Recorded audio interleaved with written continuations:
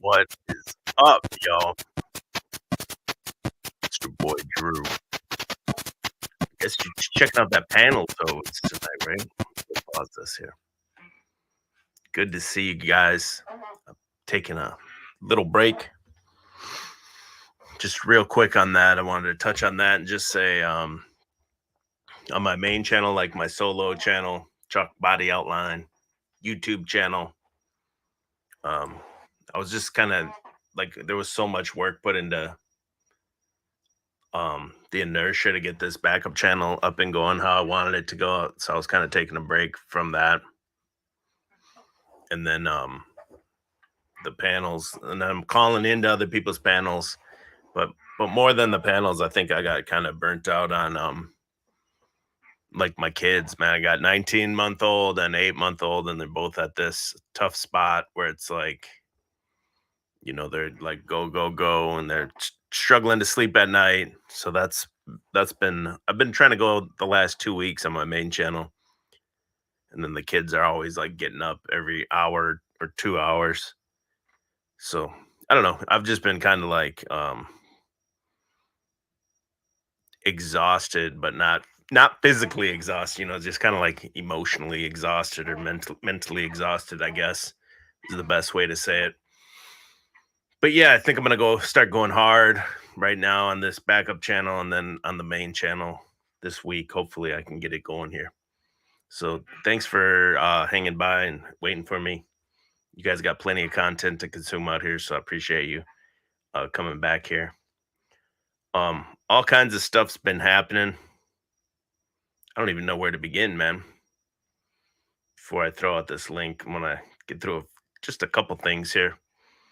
I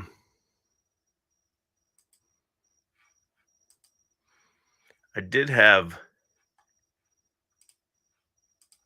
Pat Truthner. You saw him on. He's the guy that did the Truthner did the videos on the NFL being rigged, and he still does, but he's been on my channel before.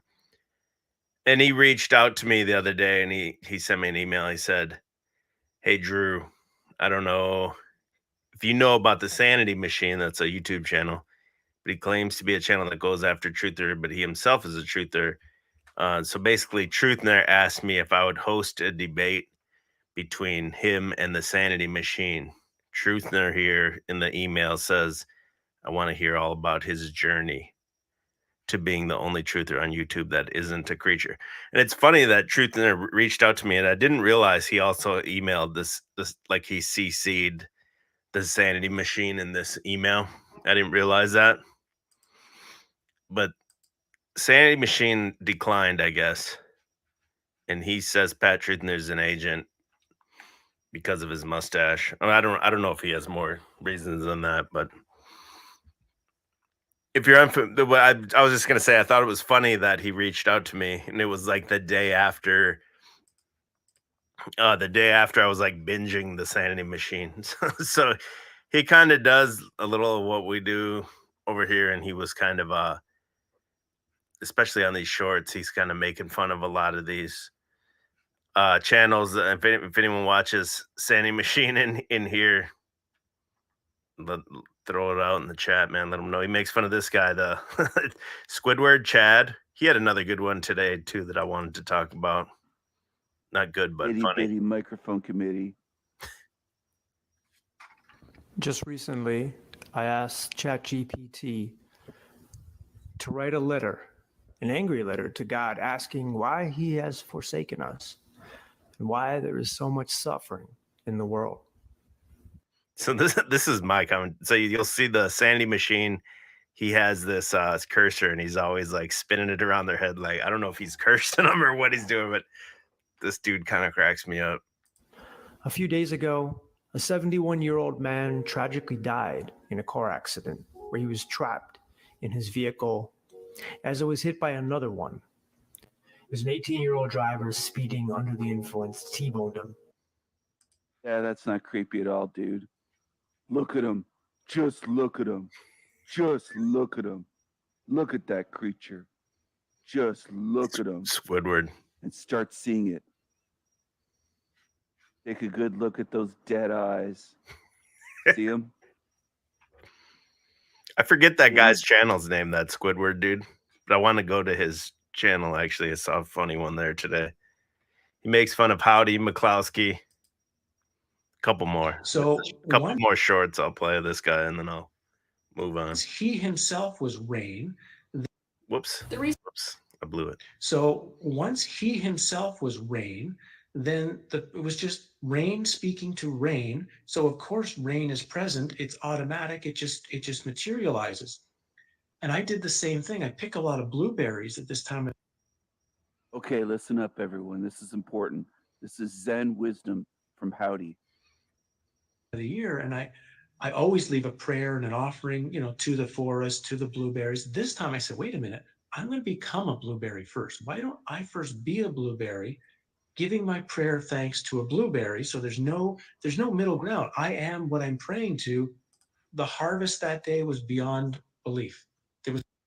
Look at the faces. He was the blueberry. Become the blueberry boy.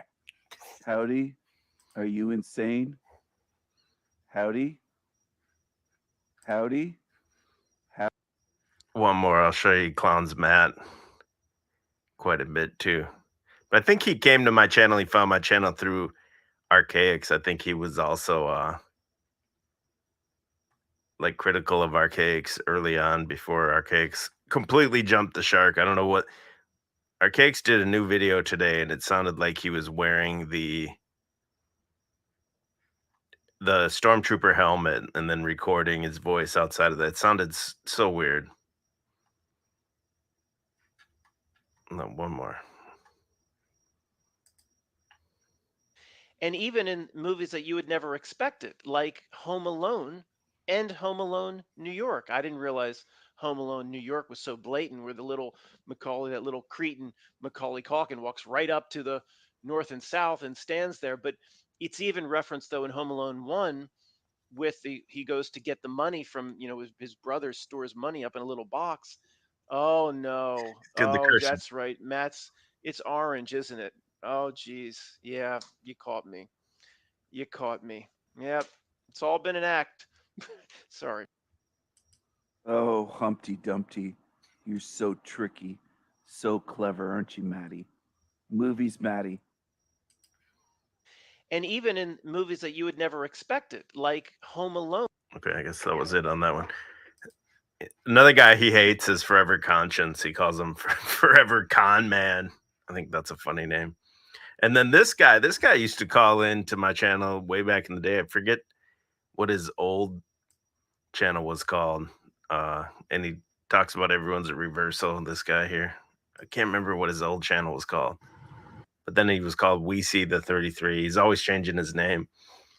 He was like the gay guy that used to call in. To the people who just want to come take what I have, fine. Just fucking shoot me. I don't want to share that. Just fucking shoot me. Okay, anyway, the whole point I was bringing up with that is that if you guys do want to see the Sandy Machine debate, Pat Truthner, he has declined, but maybe if you guys put some heat on him, I'm willing to be a neutral moderator. I don't, either way, I'm not going to take a side. If they do decide to debate, I'm willing to do that. One more thing here before I throw that link out here is this. This was the Chad Squidward dude. What is his channel's called? Let me see. Open Your Reality, 135,000 subscribers. This is the stuff that's out here passing as truth. Howdy, ladies and gentlemen. Today, two guys here. They look like they're ready to swap wives by what they're wearing. Looks like a couple of swingers. got Squidward on the right here. That's Chad. He's actually kind of like, he at least takes a joke because I've said some funny shit in his comments before, and he doesn't get all butthurt and ban you right away. And then he's got this guy on the left. His name's Chris Anatra, and his YouTube channel is called Quantum Businessman. He's got like 12,000 subscribers, and I mean, it's insane the stuff they're talking about on this one. That were captured by the Draco reptoids. Something's happening. They were all let loose. You could just skip to any part of this, and they're just talking complete schizo nonsense. So I just wanted to like explore the schizoverse a little bit before I throw out this link. Give me one more minute here. They were all freed, and they were coming in through the sun, because the sun and all suns are considered portals, and they were all immigrating to Earth, trillions of them. And what it appears, Chad's even like, yeah, this is a little out there for me. But the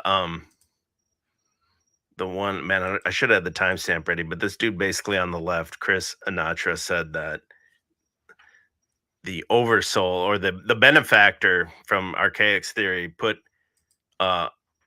cheat codes in the schizomaxing. There you go, EVT, perfect. The benefactor put the abundance code when you play the Beverly Hillbillies theme song. I should have had that part queued up. That was the funniest part of the whole thing to me. Is like, if you listen to this Beverly Hillbillies song, it's like the code to manifest abundance in your life, because the Beverly Hillbillies, they never sold out, and they were just like, you know, they didn't let the money go to their head or whatever. I'm like, dude, basically this guy has 12,000 subscribers. So basically all you have to do is go on the internet, go on YouTube, and just basically say anything. You can just say anything. There doesn't have to be anything backing it at all, and you'll get 10,000 subscribers. That's the point. There's no like, you know, there's no like intellectual, you know, it's intellectual relativism. That's the word I like to use. It's just, there's no like integrity in their research or anything like that. It's just saying things, basically. I posted my latest Symphony of Realities video. Right? First, People know if you're into astrology, spirituality, whatever it is. That's what with the Mandela effects for you. Yeah, for the most part. Okay, but you did say to me before the one more. They had horses have mustaches. It was one of their Mandela effects. Please, do they have? Can I find this? I should have been more prepared on this. Here it is. Sales. Yes. So forever. The Gypsy Vanna horses were known to like. Any horse people in here? Is this a Mandela effect? Look like they have a similar body build to like Clydesdales. Yes. So they're similar to that. You know, not exactly, but even other horses that have that gene inside of them that can be dormant or active, they can also grow a mustache. And I saw a picture from the Toronto Police Department. One of their horses started to grow a mustache. I was just gonna say, when you said it's a police, I was gonna say it's not a Mandela effect. The cop is just, or the horse is just a cop if it has a mustache, right? I put the link in the chat. Let me see if I can go on my channel and pin it. Or, I don't know if it lets mods pin or not. If there's a mod in here, if you could pin that. Give me 1 second, otherwise I want to pin it to the top. The big news today that was, I'm sure you guys seen it, was the you got to probably watch how I talk about it. The thing in the news today with the reverso that was lighting off. It's so dumb. You gotta talk like this in the real world. There was like a reverso doing stuff to the Catholic school or whatever. I'm sure you guys saw it. Yeah, right here. Nashville police confirm a trans woman, a biological male, had a manifesto and targeted the school, which was a Christian school or something like that, a private Christian school. I didn't care too much to look into it really, because it's the same thing over and over and over. It's, you know, the hook one and everything all over and over and over. She was a former student at the school. I don't know what grade she's attended or grades, but we do firmly believe she was a student there. she identify as transgender? She does identify as transgender. Yes. Is there any reason to believe the shooter first went to?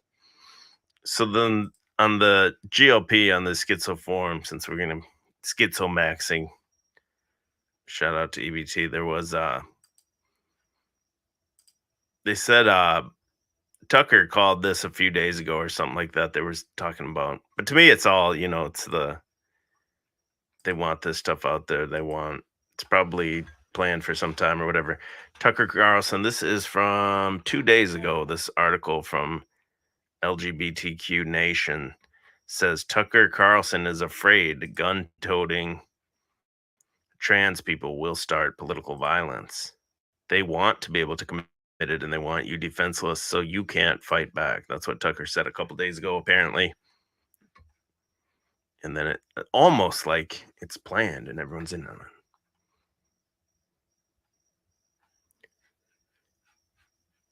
The segment mentioned how mass bang bang target LGBTQ spaces, and the rise in the anti-trans rhetoric has inspired some to take up arms. So the little bit that I just kind of scratched the surface on it, to me it seemed like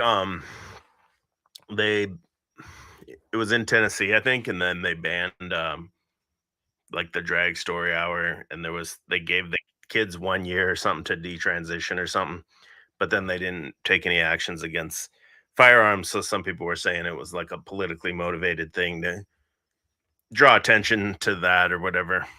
Got Burn Eye. Running the red. Burn Eye's running the red to be on Battletoads. Bam! What's up, Burn Eye? Just driving home.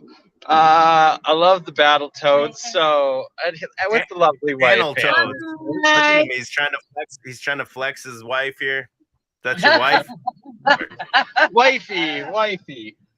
Okay, well, good for you. I gave her a ring, but we haven't been through a service yet. Love the work. I'll be home in 20 join in then, and I'll even show off the cartridge Battletoads 1 and 2 SNES games. Oh, you have them?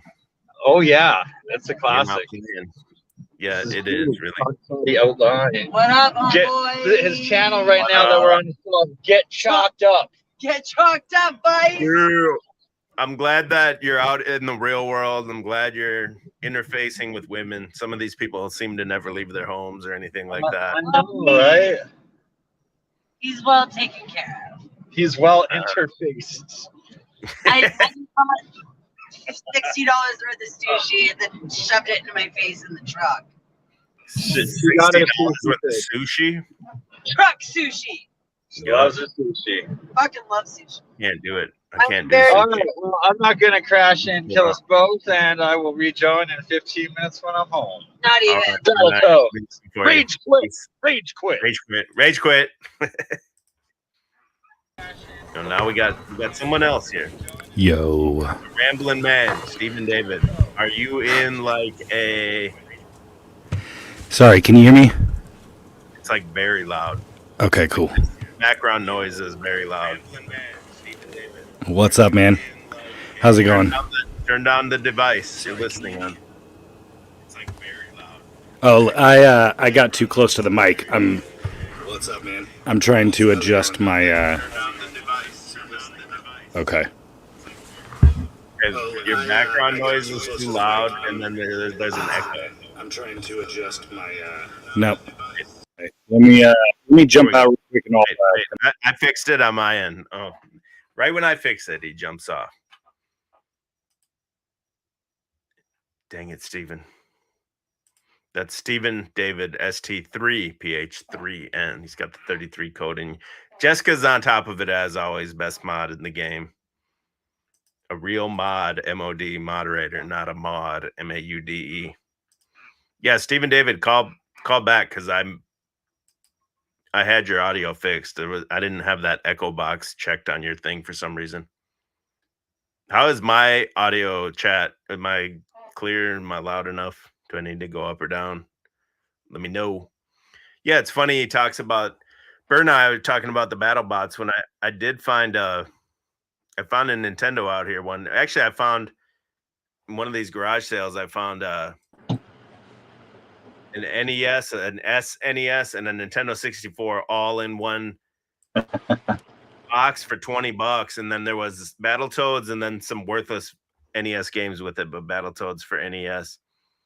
Yeah, Stephen David rocking the merch. Can you show it off one more time? Yeah. And then you guys Go can pick up cop one. that at chalkbodyairline.com. Appreciate you, brother. Yeah, I think the audio is fixed right now. Okay, cool. Yeah, I was messing around with a new mic, and it's just not working for me right now. It's a little bit low, but I think I can turn you up on my end here. So don't Okay. mess with anything. Okay, yeah, think I it's won't touch it. No, you went live yesterday. I missed it. My wife was watching it. I know she wasn't. And shout out to Layla. We have everyone say happy anniversary. Tomorrow we have been married for 2 years, starting tomorrow. Congratulations, guys. That's great. Yep. It's been I good was times. on I was on yesterday. I basically I'm trying to just, throw more stuff onto YouTube, and since I figure I got a couple people that I follow on Instagram that got some pretty fire memes, like I might as well throw them up there and put some music on there and just hang out for anybody to just like chat and joke while it loops. So, if people want to screenshot memes and pass them on to their friends, it's the meme hub. Meme hub. I got you. You delivering some epic meme pies over there? Yes. Don't send your ladies over there. Nah, it's not safe. Not safe for marriages. Funny. Oh, that cat looks wicked, man. Whoa, look at the eyes. Yes. Look at the eyes. Oh man, that cat looks wild. The eyes are glowing. What's the cat's name? This is Milo. Is it named after Milo Yiannopoulos? Yes. Okay, man. Sorry, you gotta go. Bye. It was nice knowing you, Stephen. That, but it was because the cat has an M on the top, so like instead of naming it like Majin something in reference to like Dragon Ball and being super corny, I figured like Mahjong. Yeah. Milo. And then just real quick, we got Aphrodite Rose Starfire in here. Her channel did not get terminated. Her channel is safe. So actually, Aphrodite, I have since I knew you were gonna take it down, you did the full I don't even know what you call it, scorched earth on Devin Maggi. I knew you were gonna take it down, so I did download it. I'm going to ask your permission to play it. If you say no, I won't play it, but I do have it. I'm not going to play the whole thing, obviously, but I might just play a few key parts of it.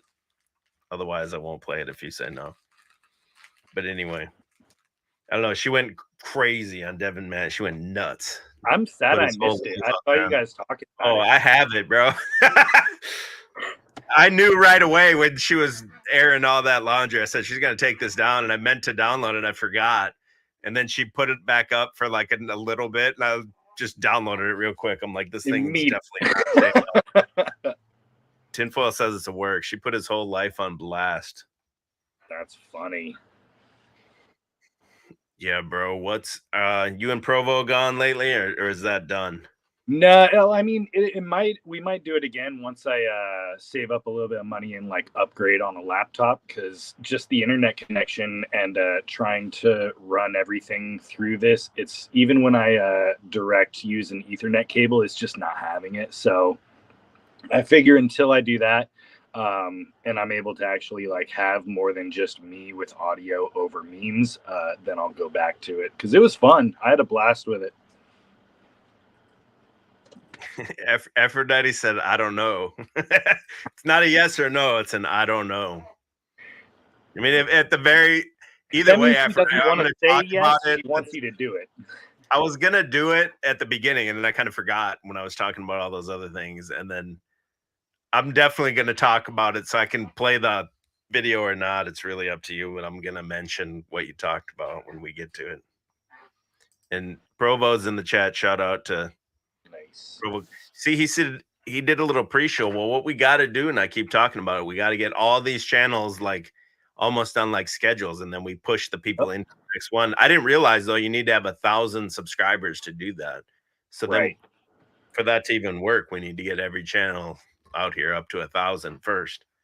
It's kind of tough. I mean, like, we can work on that as far as like getting, because like it reminds me of like when you go to a show, like there's opener bands, right? Everybody's trying to build up the whole thing. So like even if the opener bands don't have 1,000, like obviously those people have mutual followers that are going to get the idea and kind of follow the wave as it builds through the day, or however. I wish it was like if you could, like if I could manually allow these certain channels. You already have to manually allow them anyway for this to work. But then at that point, you shouldn't need 1,000 since you're manually going in and typing in who can send people to you. That would, I mean, you would think YouTube would want that because it just keeps people on the platform and keeps them engaged. And then they have a way the reason you have to manually add the people to send. So if he's got like 30 people in his chat, you can just dump all 30 people in here when he's done.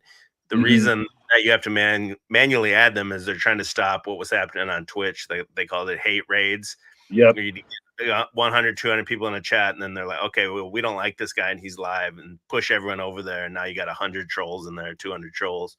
That's why you got to manually add these names to allow them in. So I don't see why you would need the 1,000 subscribers at that point. Yeah, and especially with YouTube, like the fact that YouTube's like actual live streaming software is so garbage that everybody chooses anything but their format. Like we're on StreamYard right now. It shows that YouTube is just constantly behind on stuff. Yeah, okay. That's a good thing that I did want to talk about is so just maybe 3 months ago at the most, YouTube just got the feature where you can be on your phone and connect with another YouTuber on your phone and have the two screens top and bottom, just like Instagram had like 8 years ago or something like that. So they're way behind on that. And then I was talking to my wife about this tonight, exactly what you said. We're on StreamYard, right? I said, why is this even a thing? Why am I paying for this StreamYard when this should just be integrated right into YouTube as part of or even if you want to pay, YouTube a little bit of money for this service. And it's not like YouTube isn't making enough money to be able to pay their techs to actually make that shit happen, Yeah, right. I mean, it's like way behind the times. So they did have, when I bought that Google One service, it was $99 for a whole year. And I got all this extra storage for my emails and my Google Drive or whatever. And then the only reason I got it is they had this deal where you get the free Google, what's it called? Google Nest or whatever. Okay. I got that as part of it, but then they also included Google Meet with the ability to live stream right into YouTube, which I thought it would be like this, but it's not at all. I've only used it a few times. When you see the camera jumps, like it's full screen, whoever's talking, and it just kind of automatically jumps. You don't have any option to do the different layouts or anything like that. It's super clunky. Oh, speaking of clunky, look who made it. Clunky. Okay, Aphrodite's here. So since I don't have to play it, but we got to talk about it. So the other day you went live, you went Scorched Earth on Flat Earth Paradise, Devin Maggi. It was pretty wild. What was the build up to that? What caused you to go so crazy on him? Not crazy, but just Scorched Earth. Well, we've called each other brother and sister for ages and had little blips, but recently over the past year, we had made amends, and like he kept me updated on his life and everything, and he just started posting a live stream a few days ago and is in Thailand and talking about how people shouldn't procreate and it's like evil to procreate basically. And I was in his chat and he had unblocked me as part of our agreement. I took down the videos that I had made of him that were critical, and he unblocked me. So I was in his chat and asking him about the recent, like, I thought, you know, like it must have not worked out with the girl he had gone to the beach house with in Portland or in Oregon. Anyways, he said I was being a meanie pants and proceeded to say that I don't even know him. He said, "Oh, Aphrodite, I only spent 3 days with you and you think you know me. You don't even know me." Like basically tried to make me look like some like fangirl stalker or something. And then I like was typing like, "But we did blood magic together." And as he's like blocking me, he's like, "Yeah, I know. Yeah, I know. I don't care. I don't care." And he blocked me. So then the next day I made a video to tell everybody how much I do know Devin Maggi. Yeah, and a lot of the stuff you talked about was probably I don't know if he's ever talked about that stuff before on his channel. He seems to be all about like he only talks about like ideas or information and never anything personal from what I can see. Well, he actually does divulge a lot of personal information, but then he deletes it. Oh, okay. So like he has customarily does his like secret live streams where he'll go on a live stream and orate basically for like 6 hours and then he'll delete it the next day. Can you qualify or like explain what blood magic is for Fat Elvis Jr.? So you did a blood ritual before with Devin Maggi. Yes, and he did have the video on his bigger channel, Flat Earth Paradise, but he took it down. We called it a blood over decree, and actually, if you go to my channel, there still is the video up of when he visited me in San Diego, and that's when we did the blood over decree in La Jolla, overlooking the ocean. He actually had a whole kit because he does blood magic with multiple people. He had like it was like a diabetes like blood glucose monitor blood prick thing. Yeah. And I was kind of like hesitant. So did you do the finger or was it like what? Yeah. We both used the same one. And he's like, do you like mash the fingers like, together? Is that what you did? Yeah. Did you do the ET? Ha! Yeah. Or were you worried about AIDS or anything like that? I don't know which finger I did. I can't remember. I might have done this one. Damn, you don't even know. That shows how little it meant to you, Aphrodite. No wonder he forgot all about it too. I made I made little designs all over the document, but it was to awaken the 144,000 living souls. So this wasn't the demon summoning one. No. Okay. So then you went on and you talked about basically, man, you put his whole life on blast. You said he's a test tube baby. He's got mother issues because of that, because he doesn't know who his mom is, because he's a test tube baby. He's a trust fund kid. There's so much I don't even remember all the bombs you dropped on him. He was a triplet, and the brother died of an overdose, and the other one died at the womb. No. He still has his sister is alive. Oh, okay. I misunderstood that then. Yeah, his brother, I think his brother's name is Dylan.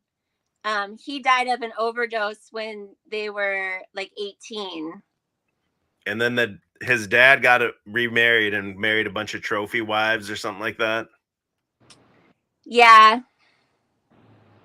So I was basically saying that he really shouldn't be talking about how other people should be doing like their relationships and like people shouldn't procreate because, you know, he doesn't really have a good example in his own life. And maybe he should like look at that before he starts telling other people how to live their life and like trying to shame people for having children. Yeah. Okay. And then the other thing you said that I thought was crazy was you said this guy, tell me if I understood this right, that he like flies people, like he has all this money because he's a trust fund kid. So he just goes and lives anywhere he wants. And then he flies women out to meet him or hang out with him, and then he like basically like body shames them and talk shit about them when they get there? He did that to one person Okay, just one particularly. person. No, but yeah, he always offered to fly me around. I mean, in the early days, but I never took him up on it. And yeah, he did fly lots of other people around. His ex-girlfriends, he went up and down to Argentina a bunch of times and then flew her up from That sounds like drug Argentina. running to me. Sounds like what? Sounds like drug running to me. Nah. No? And then his second, because he's got money. Oh, yeah, true. So he's He just has- flying oh, it's bitches. He's just putting bitches on Delta. Like, come on out. It sounded to me when you talked about it that he like gets scared or something to have intimate relationships with these women. To me, it sounded like almost like he's gay, and then he kind of finds a reason to like push these women away. He'll make fun of their body or their face or something.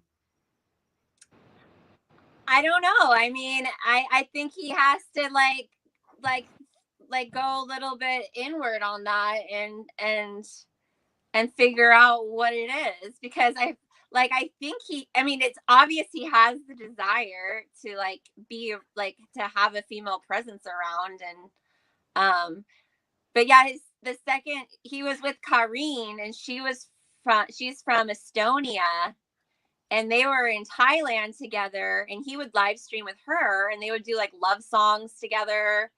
And then when it was time to go back to America from Thailand, they both got on a plane, and then when they got to the airport in the United States, they sent Kareen straight back to Estonia because she had priorly overstayed her visa in the US. So then that's when they broke up. That's funny because like the whole overstayed your visa thing in America really like is so easy to circumvent. So it seems like a really easy cop out to me. Like when I was in Australia, they would be so quick to eject people, but around here, like there's plenty of ways around that. Yeah, I mean, I think they broke up for other reasons too, but I mean, it wasn't like he was going to go out to Estonia and visit her or anything. Why not? There's plenty of castles, the whole blood ritual thing lines up with vampirism pretty well. There's something there. I don't know. Yeah. So you don't think that he's maybe plays for the other team? No, I think he just, I mean, I don't want to say what I don't know. It's a little bit of a mystery, but it's a mystery. I mean, he's like super betrayed me in a lot of ways. So okay, but yeah, I'm not gonna. That's what I took from it. Is I forgot to say this. Is what I took from it is it seemed to me like he was almost like using you as like a shoulder to cry on or some kind of a confidant or something, and then he's telling other people like, "Oh, Aphrodite's like a stalker or something." Is that kind of what it seemed like to you? Well, he always talked really nicely about me to other people and like held me in this esteem, because other people would tell me that he would talk about me in really good light and like talk about me as a sister. It's just to the public that he paints me like that. I see what you're saying. And then I forgot to mention the whole time you're on this 2-hour live stream bodying him, that he's in the chat, like he's the only person in there like typing nonstop. And then he was doing that bitch shit where he's like, well, I guess I'm an evil person. I guess I should kill myself. Shit like that. I'm like, oh my God, that is so gay. It was so pathetic. And he's like, leave me alone. Leave me alone. Leave me alone. Leave me alone. I guess I should be alone. I'm an evil person. I guess he's like, I just want to be a recluse. This is why I don't talk to anybody. This is why I don't make videos. And then after that, he posts like 3 shirtless videos, like telling people how they need to live their lives. Well, rest in peace to Devin Maggi. I don't know if he can recover. Hopefully he does. Did you talk after that? Is everything cool or didn't you talk? Well, he had put a comment asking me to take the video down and saying that his family was going to like be affected, and which I think is a bunch of nonsense. Yeah, that's not real. Well, I have it. If anyone wants it, DM me. But I put the video private. It was only up for maybe overall like 12 hours overall, but and it had like 200 views. So I mean, his It was a good one. shirtless It was videos since then have like cranking numbers. 1,000 views each. So It was a good video. It was a good stream. Where's Provo left us, man? Where did he go? He's doing blood magic right now. He's beating the shit out of the dog, Doobie. He's like, fuck you, Doobie. Those poor dogs. The Mormon Max, or the chat's calling him. I heard you talk about my dog Doobie, dude. Doobie, yeah. What are the other dogs' names? Mary Jane. That. Mary Jane, Doobie, and what? Isn't there 3? Yeah, the other one. Well, there's 4, but I don't want to tell everybody my dog's names, bro. Come on. Doobie, Mary Jane, and then what else? There's guys. I'm not gonna do this, bro. You get halfway. That's all you get, dude. You get the 2 funny some, ones. Some more weed. Brownie or something. No, hey, what's up? Yeah, I got And then one's probably got a normal name like Clyde or something like that. It's like 3 weed names and Clyde. You got me, dude. How you guys doing? Hey, great to hear your story, Aphrodite. It's inspiring to see you, a fellow content creator, just come up on the streets and lay down the law. So, virtual fist bump. Keep doing your thing, sister. I really appreciate you out here, and even coming up on Chalk Body Outline. It takes courage. So God bless you. Keep sharing your story. thank you so much, Provo Kid. Thanks. My channel's saved. Yeah, your channel's not going down anymore, so you don't have to worry about that anymore.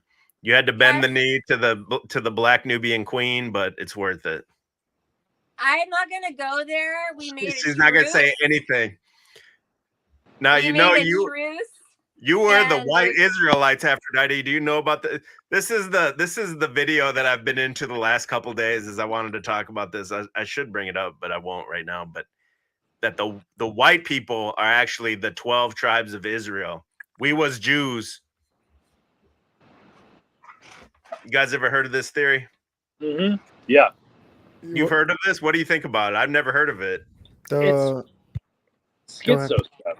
Like it's it sounded legit. There was 100 proofs. The video was called 100 proofs. How could it be schizo if it's 100 proofs? Right. The same way Jurassic Liars has 100 proofs. Hey, it was on a YouTube. It was on a YouTube channel called Truth Vids. Now, if it wasn't true, how the fuck could they call it Truth Vids? Right. Dude? They can't call it true if it's not true. Exactly.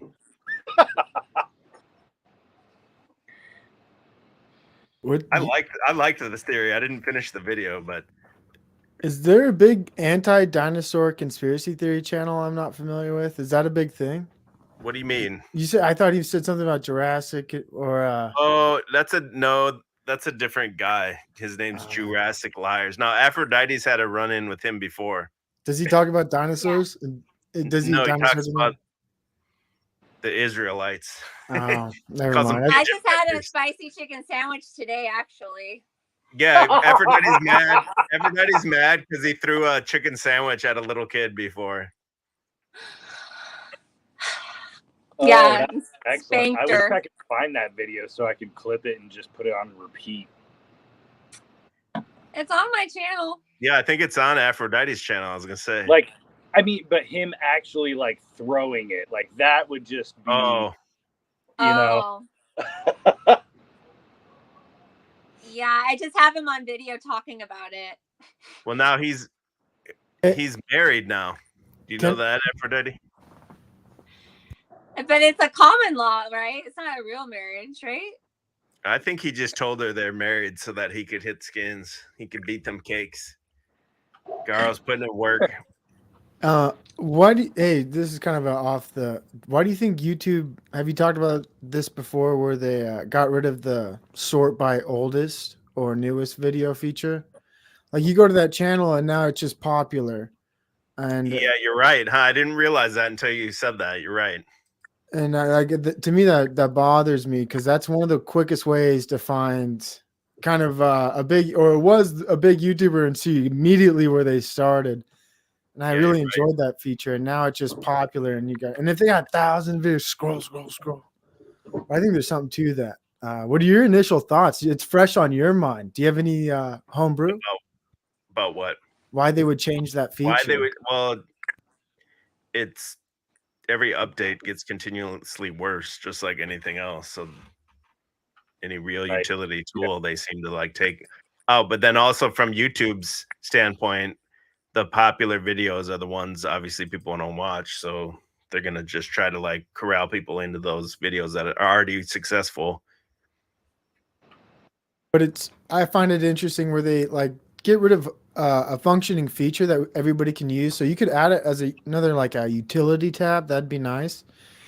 Yeah, And then they're also regressing in some ways, or not progressing by doing what StreamYard is. And that's what you guys were talking about earlier. It's like, where's all these like they take one step forward but one step back, and they're kind of slow to react. It's like letting these other companies build up. And yeah. I don't. Why would you let this would be a competitor to you, basically, StreamYard? Why would you let that thrive? You'd either just buy them out early on, or you would just implement the thing yourself. And I can see something like StreamYard saying, and having like a backup reserve of like, oh, as soon as you guys are ready, it's just gonna be StreamYard content creators, right? They're gonna pick the highest views, and they're just gonna have their own thing. And this is how they're gonna, I think, like draft people away from YouTube. Yeah, I could totally see that. StreamYard just becomes its own platform for this type of content. EBT in the chat was saying they're clearly running out of free energy. I think that's exactly why they're not able to update shit as often as they should. So, what have you looked into this theory at all, Stephen David, that the Israelites were white? Yeah, I have looked into it a little bit. Like, obviously, I'm not the expert on it because none of these retards are, but it's so like obviously like a bullshit theory because like if you want to scroll down over like the different proofs that they had, the entire thing like just doesn't even line up. Like if you're saying like, oh, the Anglo-Saxon beginning, like you're not even going back far enough in history. You're trying to like Frankenstein's monster together a theory that's happening 1,000 years after the fact. Yeah, I did kind of notice, I haven't done that deep of a dive on it, but it is kind of like they just pick some very like vague type things, and there's not much because there's 100 proofs, so each one's like a minute. They're not saying too much at all. There's not like a deep dive. It's like this, and then they end each proof with like, and that's how you know whites were the real Israelites. Right. It's flat Earth British for white people. Like that's all it is. It's like the blacks were the Israelites, right? The Moors. It's like the same thing, but it's for whites. I do have a like hard time understanding why Muhammad had red hair and like these pharaohs had red hair. Like, so you have some of these discrepancies where you look at like a historical figure like Muhammad and he has red hair. Like, well, I don't see. I don't think you can talk about it. They'll burn down YouTube if you talk about it. The fact he has red hair. Already watching. I'm just thinking like, and then there's pharaohs in Egypt. They pull out a mummy, and the pharaoh has red hair. So like you just see this common theme of red hair, and like what does it have to do with maybe like the demographics of a population that we've like I think is constantly being distorted for cultures and the elites benefit. Like so if they can just make a certain subgroup like they did with the Little Mermaid, or they do with Jesus Christ. Like, is he brown or is he white? Well, who are we preaching to? You know what I mean? Who are we selling to? So they'll change certain things. What are your thoughts? I think there's the whole like red hair stuff. It's funny because in modern days we have the whole like gingers don't have a soul type thing, but the joke is kind of like the Nephilim are the red-haired giants, right? So that's, in my opinion, where the whole like lore comes back from. And like In my opinion, I do believe Nephilim existed. I believe that there was a time where they were dominating, and it's in my opinion, a historical thing that can be researched. But like that doesn't exactly mean that the rulers and all the God's chosen people were white. Like it's just as easy enough to say that people in power that are in power to this day are corrupted to some level, you know. I agree. What I do like about that theory that the whites are the Israelites is it's like racist, right? When you read it, you could easily say it's racist, but then to me that shows like when anyone says that, right? Like our people and only our people are God's chosen people and stuff. Right. Like it just highlights the absurdity of the claim. Right.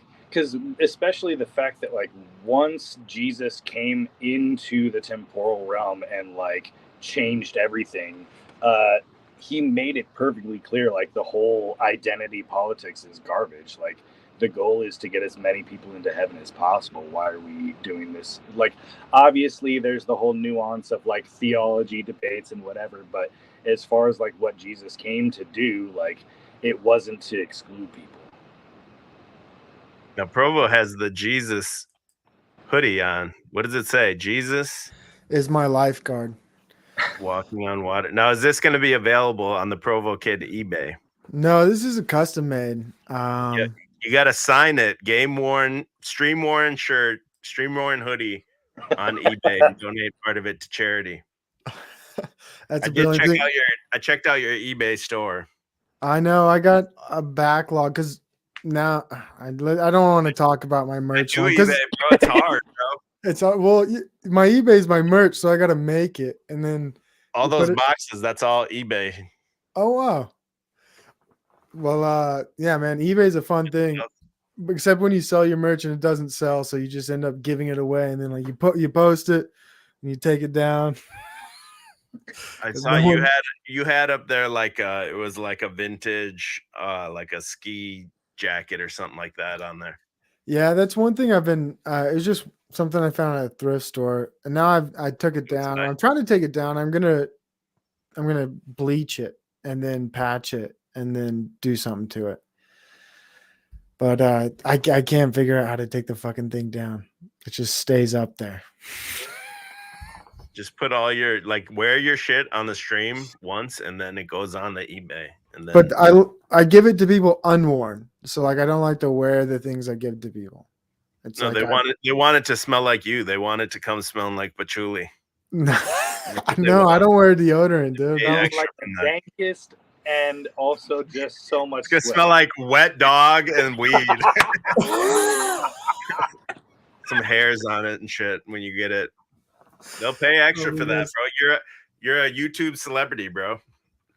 Not yet. Unsubscribe, dislike if you even go to my content. That's the rule. Now I saw you had Yurt on the other night. Your boy Yurt was on last week or whatever. Yeah, he was. And I'm trying to get some of these, Lauren De Laguna inspired me by just finding these off the wall people like, she calls them off the wall, but they're other content creators to me, like Tommy Illuminati. She did a wonderful interview with him.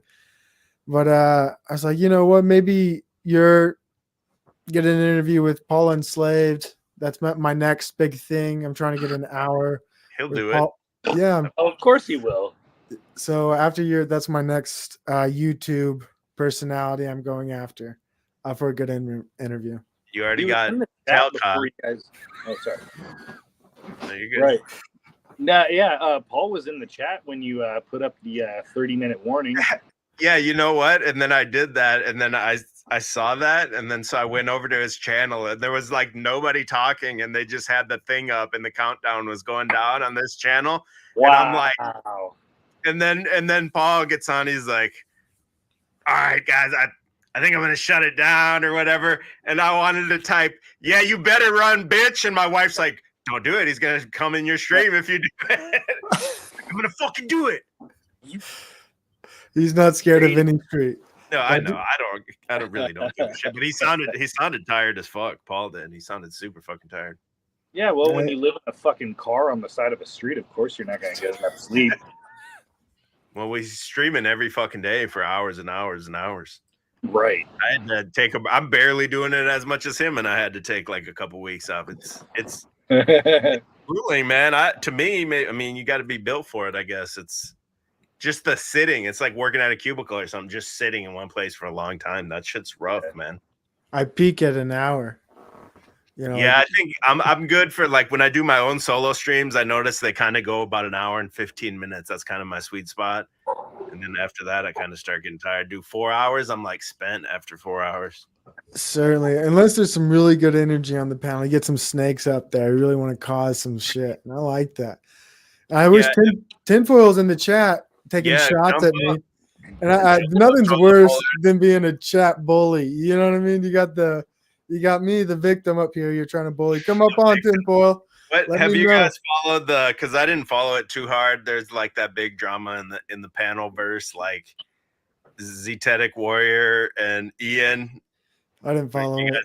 Really followed that at all? Yeah, I've been following it like tangentially. Like I haven't finished any full stream, but just enough to get the idea. You know, N-word man and Zetetic is absolutely hilarious. Now, this isn't the Ian from We Are Awake TV. This is a different one. But we're asleep. Yeah, this is a different Ian from We Are Asleep TV. So my understanding of it is something like this. Zetetic Warrior was basically telling these people, like, if you're so worthless, you should like delete yourself. But he was saying the real words. And then they were just crying about it for a week. Is that basically the gist of it? Yeah, I even saw you in the chat. You're like, why are people getting worked up over some fucking words? Like, it doesn't matter. Insane. I'm not. They were trying to say it's like a call to violence or inciting violence. Someone saying some shit like that. I was like, no, that's only if you're a pussy. Like, I think only a huge pussy would get like. I could see someone saying that's kind of distasteful or something, but to be crying about it for a whole fucking week and doing 4-hour stream every day about it, that's overkill. Right. You're obviously grasping at straws because you know you got nothing else when you go on live. Like, you're just basically scratching the bottom of the barrel, in my opinion. Yeah, did they get his channel striked or something? Oh, I'm not sure. Yeah, I'm sure they probably didn't. Like, I can't imagine these guys as like parasitic relationship they have with each other that they would actually ban one another. They have to be working together too. ShockBuddyOnline.com. Yeah. Yeah, it was I don't know. It's just weird to me. It's like just the perpetual victimhood that they need to be a victim. And he was like, that's the dude that, yeah, he was. And then that Ian dude was like, not this Ian on here, but the other Ian dude was like, yeah, I see right through all you guys. I can see right through you. I'm like, dude, that's the dude I called in and did an obvious prank call on him. And he couldn't even see right through that. Through a joke. You couldn't see through like a an fucking obvious, joke. absurd prank call. When I went on his panel, I was just fucking with him. And he couldn't even, he's like, wow, that's deep. I don't know. These guys out here are weirdos, man. I think they must just be staring at the screen so long every single day. Just staring at chats, staring at people blowing smoke up their ass so that they think every single thing that they say or that anything that somebody says that they come on and say is something that's, you know, intentionally good or something that's going to, you know, propel them further. It's like, nah, some of you guys are really fucking corny and people like making fun of you.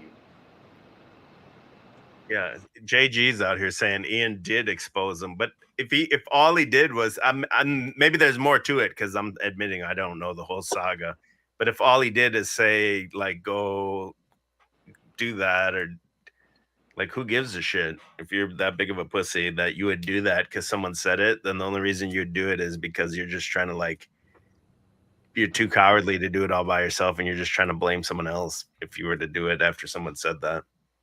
And he's got 30 wrenches in the fucking chat. Blocking everybody. Oh, Ian. we are awake.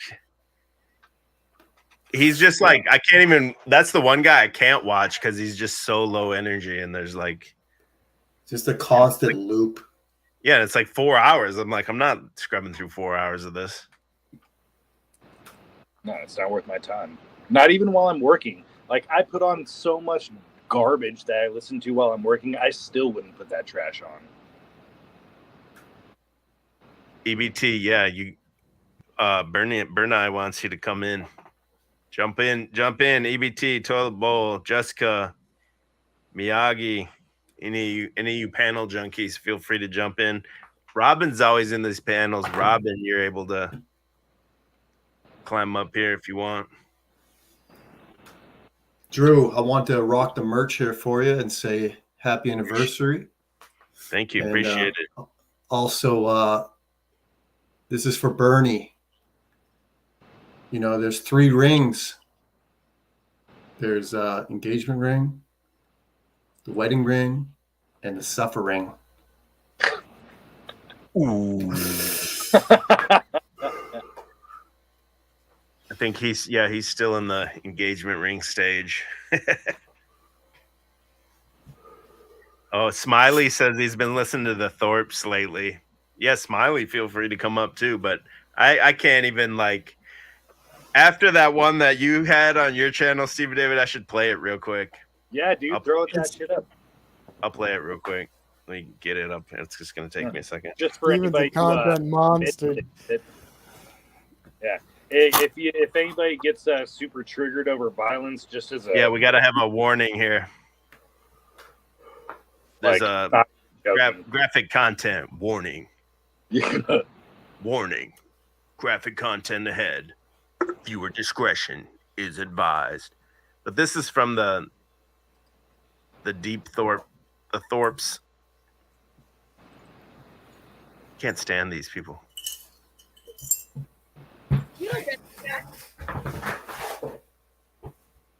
I didn't know Joey. No, I didn't. And you didn't know? No, that's a lie. Okay. That is a damn lie. You didn't know Joey was right there behind you? No, I can't see him. Turn your head around. He's right there. You saw How him. fucked is I'm that? not saying it's a big deal, but I'm just saying that's a lie. And you can even check the comments. Everybody was raging on that. People wanted to pop her in the fucking mouth for putting hands on her mom like that. So did she reply to you when you clipped this and put it Hell up there? no. So Hell she no. didn't say anything? No. She just fucking spiraled a few days later and saying, I didn't sign up for being in this family. No shit, Sherlock. Nobody fucking signs up for your family. Bail out if you're tired of it. You're an adult. Like, why are you dealing with this stuff? Oh, it's because you're in your whole, like, crazy psychotic relationship with your dad. Or is it a LARP? That's what I left a comment, said the whole thing is a LARP. Dude, it's like, I used to think it was a LARP, but at this point, man, like, just seeing the amount of turmoil, and especially, like, okay, the real look behind the curtain is when you look into the Courtney Thorpe streams. When you see the mom and how her streams go, like, especially one of her last ones, she might have taken it down, but she was, like, flat out blackout drunk and just spilling beans all over the place on that shit. What was she saying, though? She seems like Stockholm Syndrome or something. Oh, 100%. Like, she's at a point where she, the reason allegedly that Grace beat the shit out of her mom was because apparently Courtney chose the wrong car to go spend her live out of the car life because she was so desperate to get out of the house that Ben was paying for. But I guess chose the wrong car or some sort of nonsense. Ended up going back. It really just is all Stockholm stuff. Like, if you can gaslight a woman hard enough, of course, even halfway through running away, she's going to turn back around and come back. You know, and it's sick, honestly. Like, I wanted to believe that it was a LARP, but, like, with how many times you see psychotic people popping up in the news, like, is it the news just gathering stories, or is it the news making up stories? At this point, like, there's equal enough argument to show that there's psychotic people that they can just gather up stories of people melting down. And I think we're watching a family melting down. And then what was the follow-up that she did where she says, I'm not going to play it? Yeah, but I didn't sign up for this. It's another stream of her bitching, crying about it. Yeah, she cries the whole time, smokes the whole time, like complains about how everything's all bad and whatever, and she, retard. And yet you see this. Does that look like obviously people can say like that's a LARP, whatever, but if you look at it, if anybody wants to go to my page and check the short, you can really see her eyes tear up behind those glasses. Like, obviously, good actors can, nail down that shit, but like, I've seen enough family violence in my life to know that shit ain't fake. So you think the mom? Do you think she's just like I guess I already said it. You think it's just a classic case of Stockholm syndrome? Right? She Yeah. Or identifies Boris. with Like, the- obviously, she's mentally fucked up, right? She's got her own issues, right? She's probably an alcoholic. She's probably got a whole bunch of family problems. They're all feeding into each other. It's this giant snake ball of Ouroboros hell. Anal Boris. Yeah, right. Like when you have Hormaxer trying to get you out of your death spiral, you know it's fucking like it's bad. I don't know. Then Ben, I thought was yeah, EBT is basically saying it's a LARP, and that's how Ben and Courtney get their rocks off. I thought he was a higher level troll than he was, but the last time he went on EBT's stream and we did that court thing with him. Yeah. That's why I don't think he can hang. That's why I don't think it's real. Or sorry, I don't think it's fake. I do think it is real. Right, yeah, because he can't stay on script, which is a sign that he's like got no emotional control. He's not able to actually like stick to the heel character. He's just a middle-aged boomer that was a teacher and is so used to having kids that he can just talk at that he's shocked people have something to say against what he has to say. Makes sense. What do you think, Provo? You were involved with those guys for a while. You think it's real, or do you think I it's like plead the all an fifth, act? dude. I will no longer talk about them. I think But people say they're fake as fuck. You know, I think they're so real. I won't even talk about them now. Like they're not in my con. Like I have nothing. Don't want anything to do with them. You guys can talk about them. I don't mind the conversation about them. I engage in their chat sometimes. I'll talk to them, but I won't talk about them just because. You're on Papa Thorpe's payroll, aren't you? No, I just think they're real, dude. I think they actually. Just nuts. I think there are people that I don't want to talk about them, but I will. Content like if you want to catch up on reality TV, the newest series, that's the best channel. I like the content. You know what I mean? Like, what else is better for reality TV on the it's the planet? realest reality TV? So that's why it's fake. I mean, who knows, man? I don't even want to talk about it, but they make good content. Go like and subscribe to them. That's all I can say. Not for 2U, not 42U says never heard. Hey, this is also important because of just my partial. I will never talk about the Thorpes, but just my brief interaction with them. The Crucible and Andrew won't have me on his show at all. And it's so strange. You look at my content, you look at, but like I don't talk about other YouTubers or, I mean, Jack Talcott I talk about a little bit because he's been on my show recently and he's inspiring. But like that's not the kind of content I create. So it's weird how an association with another content creator, and this kind of ties into the previous conversation before, but like where you get exiled permanently from a community like the Crucible, where I did not derail chat. I was just myself. It's so crazy where someone just hates you. You were in their live chat or what? What do you mean? No, where the Crucible did like a big exodus of anybody who associated with the Thorpes, right? And so I was the first person banned. You can go watch the video too. Like I'm the only name he mentions. He doesn't he says all the people associated with the Thorpes and like Provo Kid and like just Provo Kid. Like what the fuck, dude? You don't even know me. Either way, man, it's just so I just got clear there. Fuck the Crucible for banning me and Andrew for not Yeah, I'll even say know. fuck the Crucible. They were on my his wife was on my community tab talking shit today, I think, where I posted that. I posted a thing like a week ago, maybe more, where I put his wife was on Fox News on Tucker, and I posted that video, and then she was on there talking shit today on that week old community tab thing.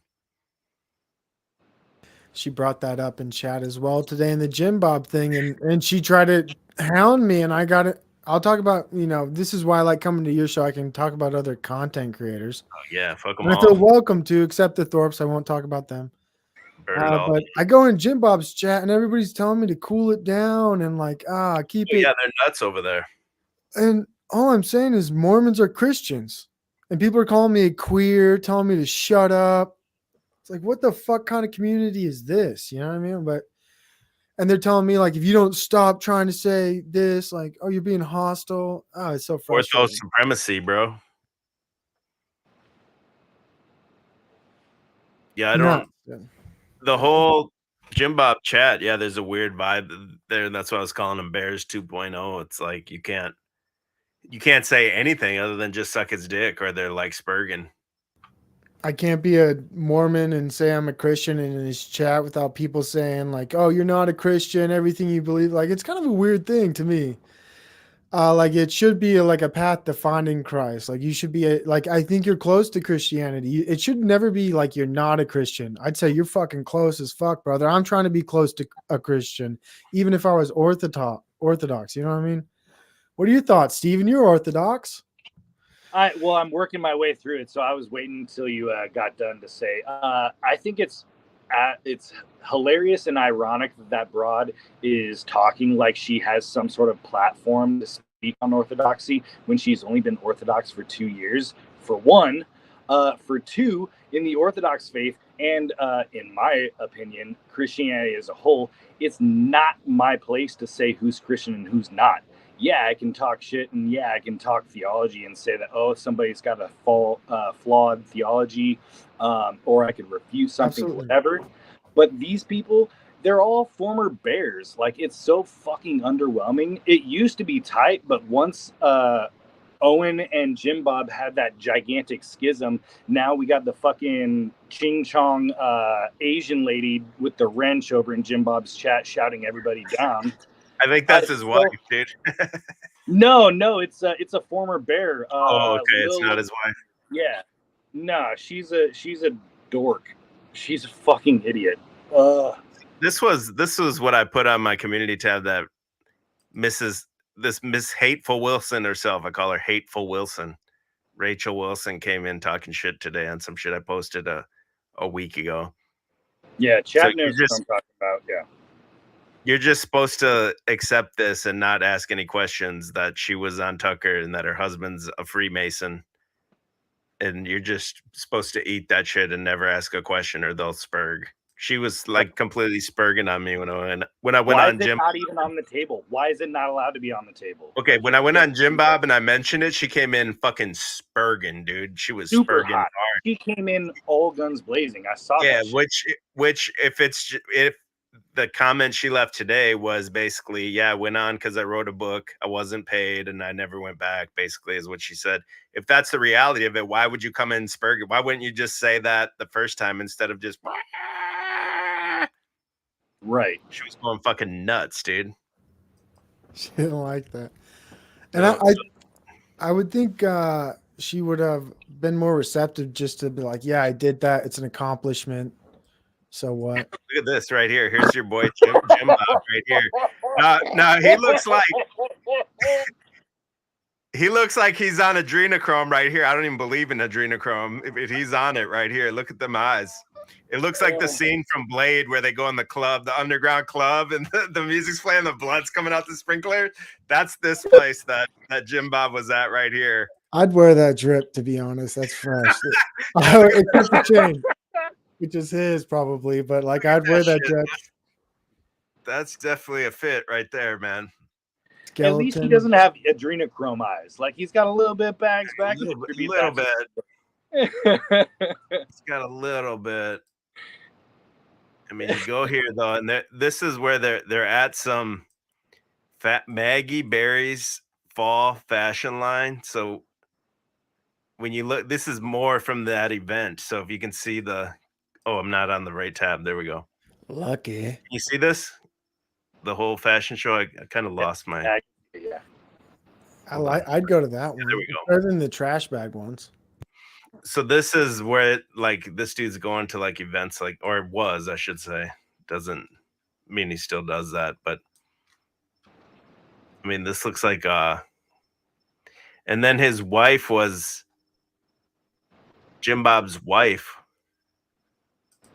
was on his ex-wife, I'm sorry. I believe it's his ex-wife she was on a NBC primetime sitcom with Christina Applegate. Like this isn't some like middle of the mall type shit. This is some real primetime shit, you know? Yeah. I like it.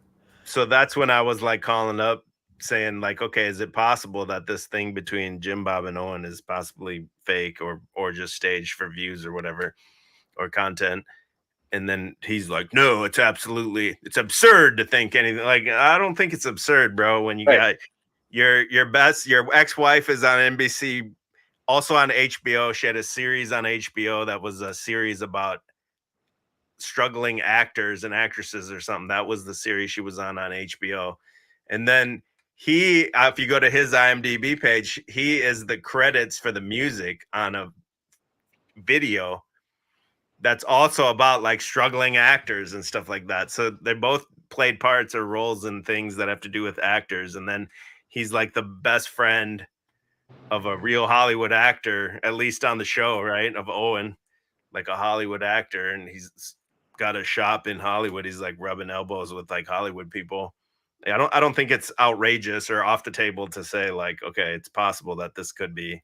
And then he teams up with a woman from Fox News and a Freemason. It's so irritating that he'll say it's absolutely not, and it's so unreasonable because it's like, no, a reasonable person can say, oh yeah, I can connect enough dots to where I can, in a court of law, present a pretty decent argument that there's something suspect about it.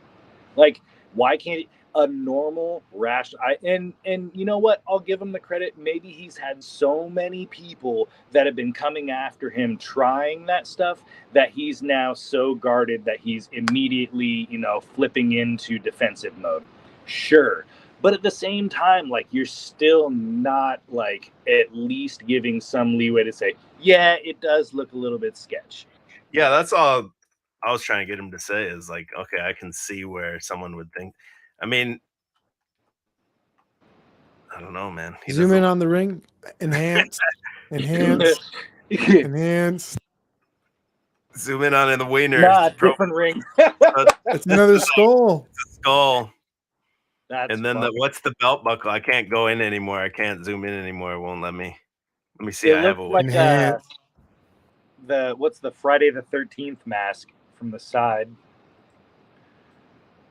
I can't see what I can zoom in. You guys can't see, but I can zoom in more on the belt buckle. It's not high quality enough to see what it is. It just looks like it's It kind of looks like a cow middle-aged leather. The buckle looks like it's just kind of stamped silver, maybe. Not anything probably that has like. That's a Wrangler shirt. I can tell you right now, that's a brand new Wrangler shirt. I love Wrangler because they got. If you wear the Wrangler with the buttons, I knew it. Hey, some of that 80s Wrangler shit goes hard as hell, bro. Like the 80s and 90s Wranglers. Right. I know you know what I'm talking about, Provo.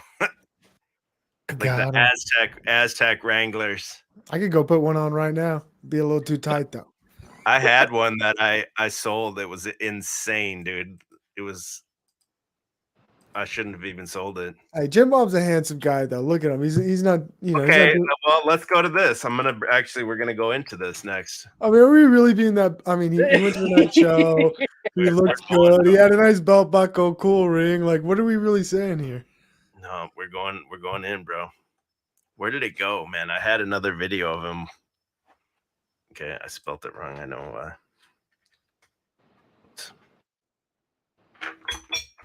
Bear with me. Bear with me. Here he is back in the day, 16 years ago. He's always had the guitar. You know, he was the Wonderwall guy at the party. You know he was. Had to be. Oh, yeah. Here he is again. Look at, is he wearing a devil thing? Oh, my God. I didn't see this one.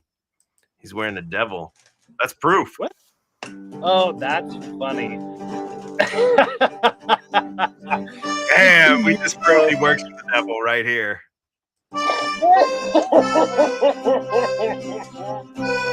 This is suspicious because it. Damn,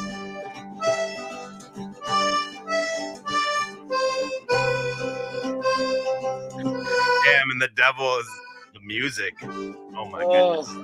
Lucifer was the musician. Man, 16 years back. So when was that? God, I'm bad That was at 2004? I like the 2006? content. Yeah. Is it still on his channel? It's on YouTube. I just typed his name in. But is it his channel? Right? Yeah, it's like an old channel or something like that. Oh, that's cool. He keeps it up. Where's the damn one? There's one. What is that? I can't. I'm gonna find it while we talk. You guys tread water for me. I'm gonna find the one that I want to find here. Yeah. So we're talking about autism lately, and You go and get it, Provo. We're gonna go full autism. you brought up. This segment is brought to you by the missing puzzle piece. Take it away, Provo. Appreciate it. So the recent unfortunate, terrible news events today, which Zach Gematria Hubbard covered very well, and I saw the events and I saw the same numbers as well, and I thought suspiciously something's up. But the thing I'm attached to is autism, and the person responsible was transgender. And now this marks, which transgender people apparently data says are 6 times more likely to be autistic. Fact check me on that, folks. I'm an idiot. But so then you lead into this whole thing and looking back on all these types of incidences, right? And then you start adding up the special education, inclusion, and autism, and you say, like, who's really committing these acts, right? So it's kind of it's a weird MK Ultra where someone develops not only a different gender, personality, and dissociative identity disorder. I think that's a new term, but it used to be called split personality. So, which is like exactly what used to be called multiple personality, right? And Yeah, now they yeah, call exactly. Now they call it this is DID. So, and then, which is exactly what MK Ultra is about. So you look at a prime subgroup culture of people who are just prepared already from birth to have like different genders, different personas. One day they could be somebody else. Next day they could be somebody else, right? And then gradually you, through nudging and other internet techniques, you guide these people to certain places. Carries on to something here. 108 watching, 16 chatting. What are you going to do? Enter the Viper's den of chat? Like, come on. Okay, we're now back from these messages.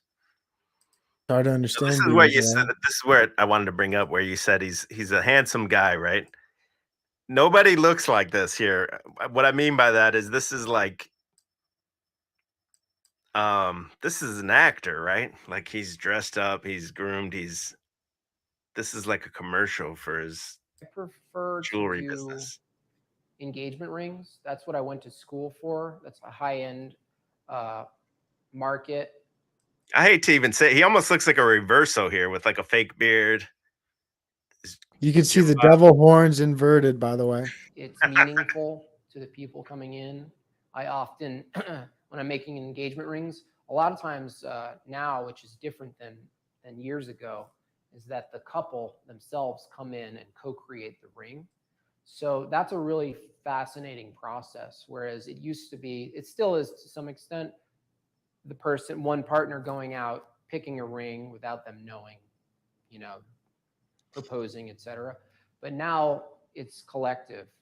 Looks like a skit from The Office or something like that. Like he knows somebody that's filming this or something. I mean, I guess that's what you got to do if you got some kind of. Yeah, Rusty said he looks like a dwarf. He's got a big neck though. Kat says that's funny. Stephen David, you're muted. He's oh, My bad. We need that laugh track, bro. I'm Right. dying out here. I'm dying.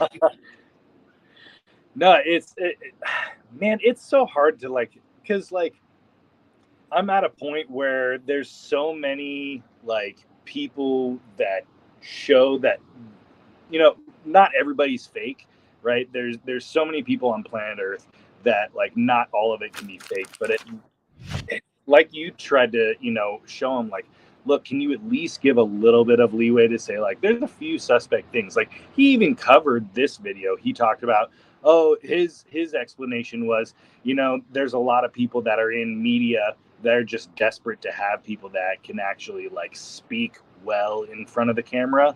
So that's why they'll put them on. But it still doesn't explain that. I like that though. No, That's I like it. You don't like it, dude? Well, I mean, what? That's his breast ring, which I don't care. But then to say that it's absurd to say that he made a dick ring when you made a breast ring. You make every kind of ring. You just see what you can Yeah, make. the thing is, just say I made a fucking dick ring and I was a degenerate piece of shit. That's really all you got to say. Right. It just comes across as like, You know what would have been the perfect off ramp for him? He said, I saw that one movie with Seth Rogen where the kid drew dicks in his book and like I was inspired. That would have been the perfect response. You know what? After I watched that movie, I was like, you know what? I want to make more dicks. And then he does it. this was his old jewelry shop. He's successful. You dude. can He's tell a- he knows how to refurbish pallets. And look at, he's barely taller than these women. Oh, that is Which fun. that doesn't mean anything either, right? That he's short or manlet.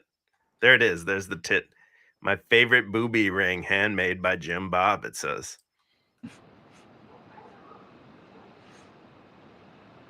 He was I macking want on to this. start making jewelry, dude. Fuck. So that was his. There's so many people when they go to LA, they just do that. They just embrace the cringe. I think that's like as somebody who like I came from the Inland Empire, so like I have always hated like LA and Hollywood and shit just because, you know, I'm Inland Empire trash. But like seeing all these people so desperate to be clout chasing or try and make a name for themselves or make a mark on the world with something that it just takes one little thing, you know, I just got to strike it rich one time. It's so, that's why it's like all just lean into cringe when they start out their businesses. I can at least try and throw him a life raft of like, if you're not going to say that, you know, it is, you know, a little suspect of all these things, at least take this life raft of like, yeah, I was cringe back in the day. Like, just at least admit that. Okay, and then I also have one last thing here. I have this. This was his. Oh, what am I doing here? This was his ex-wife on a radio station from her NBC primetime. She's gonna get a check if you sitcom, so play we can this. play this. She's gonna get a check. I'm gonna speed it up a little. What check? Like I know what you're saying. Residuals. It is Tonic. If you could only see the best hits of the 80s, 90s, and today, 98.3. The Key, Big Jim and Stacey Lee here Thursday, 8:21. I love the call. You are from NBC's Up All Nights. You play Missy. How are you this morning? Hey, good morning. Doing great. I love your character on the show, by the way. You're always kind of funny. The ditzy assistant, I'll call you. Yeah, no, I love it too. I'm just so happy to have a character that the writers love writing for, and I just get really excited every week to see what craziness I'm going to get into. Well, it's a dream job. I'll tell you what. Now, Jennifer, I seen in the bio here that you used to hold a job as milking a cow on the weekends. Is that true? Yes, it was very short-lived, but yes, it did happen. We got a lot of farmers here in Sunnyside that would love to have you over on their farms. I guarantee it. Yeah, well, when I showed up for my first day in little shorts and my hair in braids, and the fellas that own that farm just started laughing and handed me a rubber suit, and it got really messy after that. I've milked a cow before, Jennifer, and it is quite messy. It is. Your head is way too close to places it shouldn't be. There you go. All right, Jennifer. So tell us about what's coming up on Up All Night. Well, tonight is a brand new episode. We're doing New Year's Eve, Up All Night style. Reagan and Chris invite everyone over for a good, clean night of board game, and you get to see just how competitive Reagan is. And Missy shows up with her date, and it's a date that is going to drop everyone's jaw. Wow. How do you like working with Will Arnett and Christina Applegate? Well, their chemistry together is just amazing. I mean, when I watch a show and I see their scenes scenes. I can't believe how well they work together, just how funny they are. And when we're all on set together, it's a miracle that anything ever makes it onto camera, because it is just crazy madhouse on set. Okay, so I'm going to make a lot of the women jealous to listen to our show because you've done a couple of different films with George Clooney. Is that correct? Yeah, I have. He's an amazing fella. He's as good looking on the inside as he is on the outside, and then even underneath that, he's even better looking. Oh, I don't know if I want to know any more of that. I don't, Chris. Yeah, I don't know that I would be able to even talk if I was around George Clooney. That's not what I meant. Sure, it's not. He just got cucked by George Clooney. His ex-wife cucked him. Jennifer. Wow. Oh man. We've uncovered something on this show, I think, this morning that we didn't need to know. Yeah, well, let's just spread that around. Why don't we? Oh, Jennifer. So now it also says Don't that make my mom. Yeah, I don't want to make anybody's mom all upset and embarrassed, but tell us about you got a jewelry line too as well. Yeah, no, I have a jewelry line. I started it. There was a writer's strike here a couple years ago, and I just got really bored, so I started a jewelry line, and it's called Jenny and Jim Bob, and it's jennyandjimbob.com, and it's pendant necklaces, and we make all of our own pendants. We make really unique things. We do like cheese graters and light switches and toilets and toilet plungers, and they come in a matchbox with a cute little thing on it, like the light switch says, a major turn on. And the toilet plunger says, taking the plunge. And they're fun. Shout out to Toilet Bowl Earth. Optimistic, quirky gifts to give to your girlfriend. Perfect gift for Valentine's Day. So there we go. I can get Sherry a plunger thingamajigger. Take the plunge. The toilet is my favorite, but it's got a saying I can't say. You can't say it in the air. Gotcha. So where does the Jim Bob and this Jenny and Jim Bob come from? That's my husband's name. Oh, okay. Jim Bob. All right. Does he know about George Clooney? You make the jewelry. He will now. Jeez. Well, Jennifer, thank you so much for taking some time with us this morning. I know you're busy. We're going to check it out. It's on tonight, NBC, Up All Night. That's my husband. Damn. He got cucked by George Holy Clooney. shit! It's just my husband.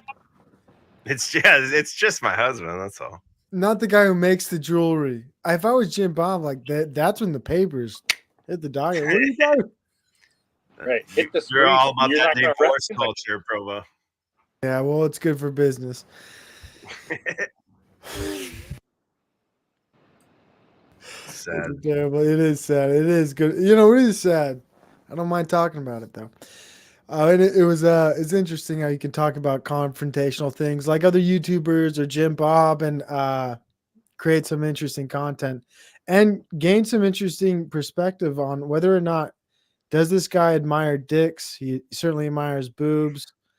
No ass. I've never seen one thing in his ass creation. Yeah, what's wrong with this fucking guy, man? No ass, dicks and boobs, but no ass. That's how you know, man. First thing I'd make is an Something's ass. wrong, man. It's not Here's as the other thing. holistic as it ought to be. Here's the last thing I have. I know I said that on the last one, but in 2001, he started doing some Stars and Stripes jewelry that was featured on the Today Show.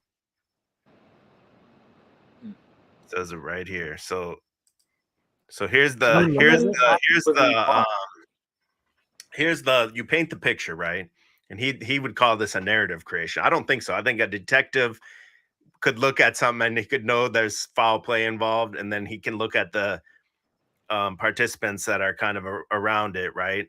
And although he couldn't lay out a case that the DA would take, he could probably kind of at least get a good idea of what's going on. But you got a guy here that was married to someone from Hollywood, NBC Primetime, HBO. The guy was BFFs, at least on screen, with Owen, another Hollywood actor. They works closely with a Fox News woman that's been on Fox News, and her husband is a Freemason. And he was also himself, his work was on NBC, Today Show. I mean, these are like big things. This isn't Fox Business like Matt McKinley. This is Tucker Carlson and shit. NBC, Today Show. And so it just seems to me that he was chasing that fame in Hollywood, and maybe this is the route to go now. Possibly similar agents or something behind the scenes. I mean, you could never really prove that, I guess. Well, maybe you could, but I don't care enough to look into it. But I don't think it's far-fetched to think, well, let's do this debate and then we can talk about it for weeks on end. And if it is a work, it's a great work. I would say it's an A. I give it an A+ if it's made for internet drama, because everyone's talking about it. We're still talking about it. Right. Content, Like baby. it's a self-looking but like, you create the whole problem. You're glitching out, dude. You want to drop out and come back in? Because you were good until now. Okay, and the only other thing I'll say is I keep asking if it's a work or a shoot. Meaning a work means it's like they're all in on it together. A shoot means it's real. The other option is it's a worked shoot. So maybe Owen or somebody comes to him and says, "Hey, this is the plan. Let's do this." And then somebody takes it too far. Maybe Owen takes it too far or whatever. And then it kind of becomes real. You know what I mean? Like it wasn't necessarily what they agreed on from the beginning. That's another possibility too. When I listen to that, I think exchange of debts. One person comes to another person and they say, I have this debt, you have this debt. We exchange it and we see it all as content. The end result is just like content. But I do think maybe there's some work, exchange, setup, shoot, film, exchange of interactions, and it's more like a Seinfeld and Larry David really set the tone for right. Yeah, people don't get this as far as like content, but that show wasn't scripted like most people might think of shows. And I think that's what YouTube is, right? It's ad lib, it's Larry David style. That's true, actually. And so I think what you're seeing here is like Larry David playing out at a larger level in connection with what you're saying. And it doesn't even mean that they don't have to have like an agent and all be working. You can just be savvy enough being around the business like they are to know that this is what you have to do to, you've kind of seen this behind the scenes being around it all the time. Certainly, when I think about content, two things come in mind. Enslaved by Truth. A lot of people should go subscribe to this guy. He's an amazing content maker. Because he's enslaved by truth, and go give him a step. Man. I think he's still he's sober spurging right now. I think. You want to jump up real quick, EBT, and we'll test your blood alcohol content live. That's what the people want. Would you remember what you were gonna say before you glitched out, Stephen David? No, I was halfway through it. Yeah, that train's already left the station. Yeah. That shirt, where'd you get it? TalkBodyLN.com. Hey. Get him full screen. Let's get another ad. Yeah, look at ad break. Bring it looking out for me. I'll come in all different colors, so you can go to chalkbodyln.com. I haven't sold a shirt in months, I don't think, because I don't really like push it or talk about it really. I want to have all new shirts, but I don't really know. At this point, I'm kind of waiting to see if I can get the main channel to 10,000, because then you can have the shirts right on the page. And I think that would drive sales more than trying to get people to this third-party external website. Is there a way to have it like a rotating or like a bunch of different images of different shirts, or are you going to have like just a full catalog on one side? On YouTube? Yeah. I'm not sure really how that works, because you got to get to 10,000. Oh shit. Okay. But I know you can get it under there, and they have the option to have a Shopify store, and you can have your shit on your page under the video with your Shopify. And I've emailed them like 3 times, and they're like, "Yeah, you're eligible. Yeah, just wait for the email or something." I never get the email.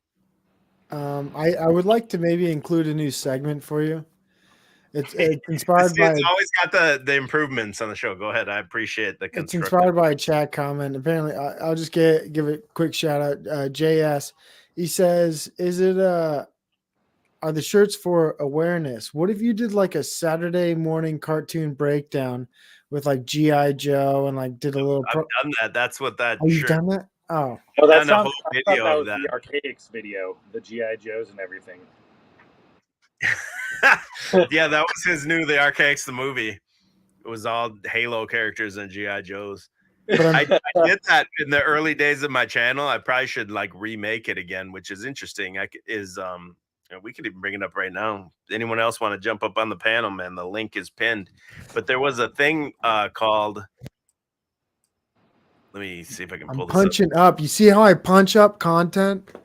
There was what was it called? It was called there was a guy that wrote a book. So it was called Turmoil in the Toy Box. And this is in the 80s.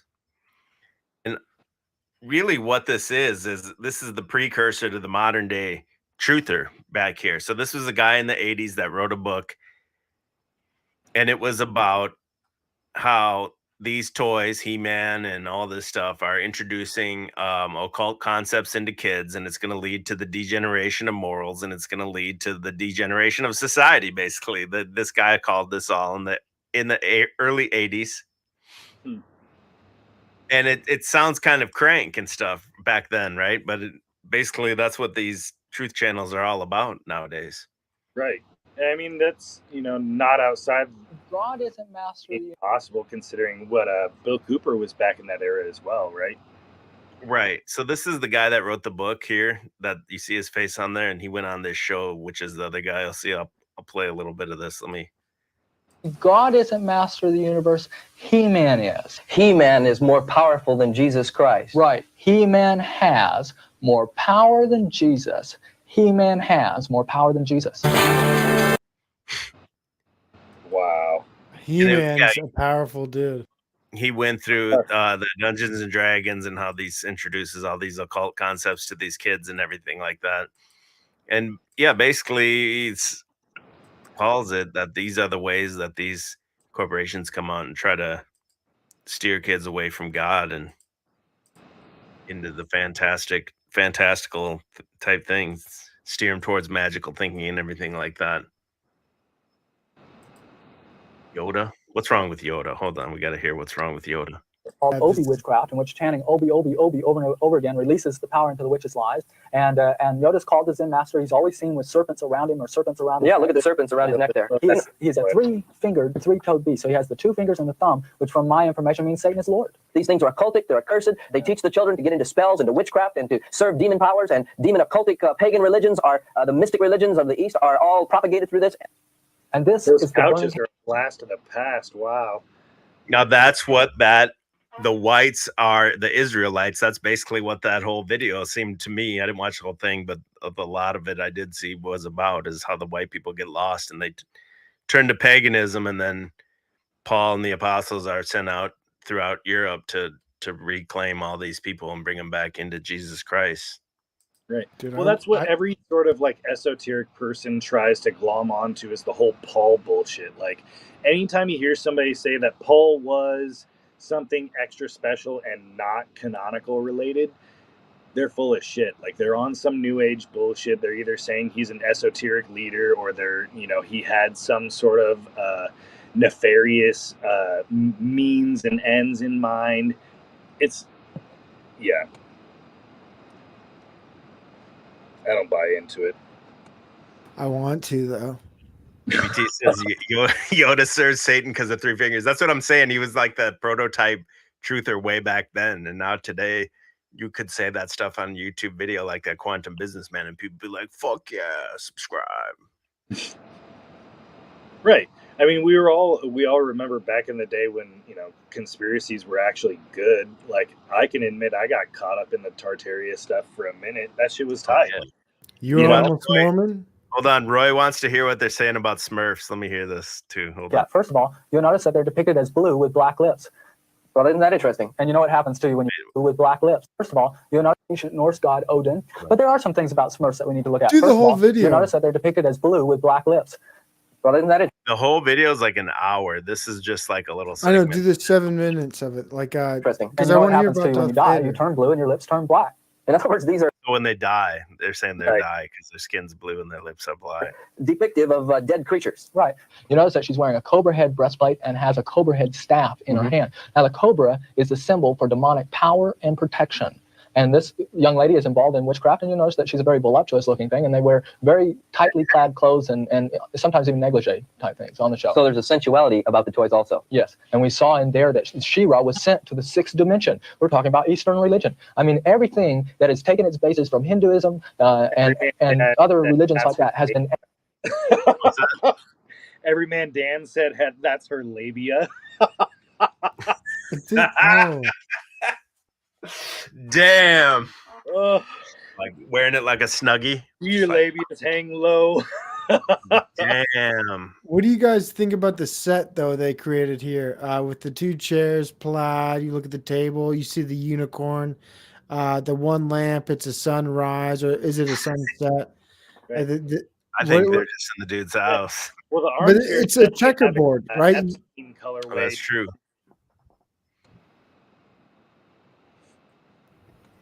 I'm trying to find the.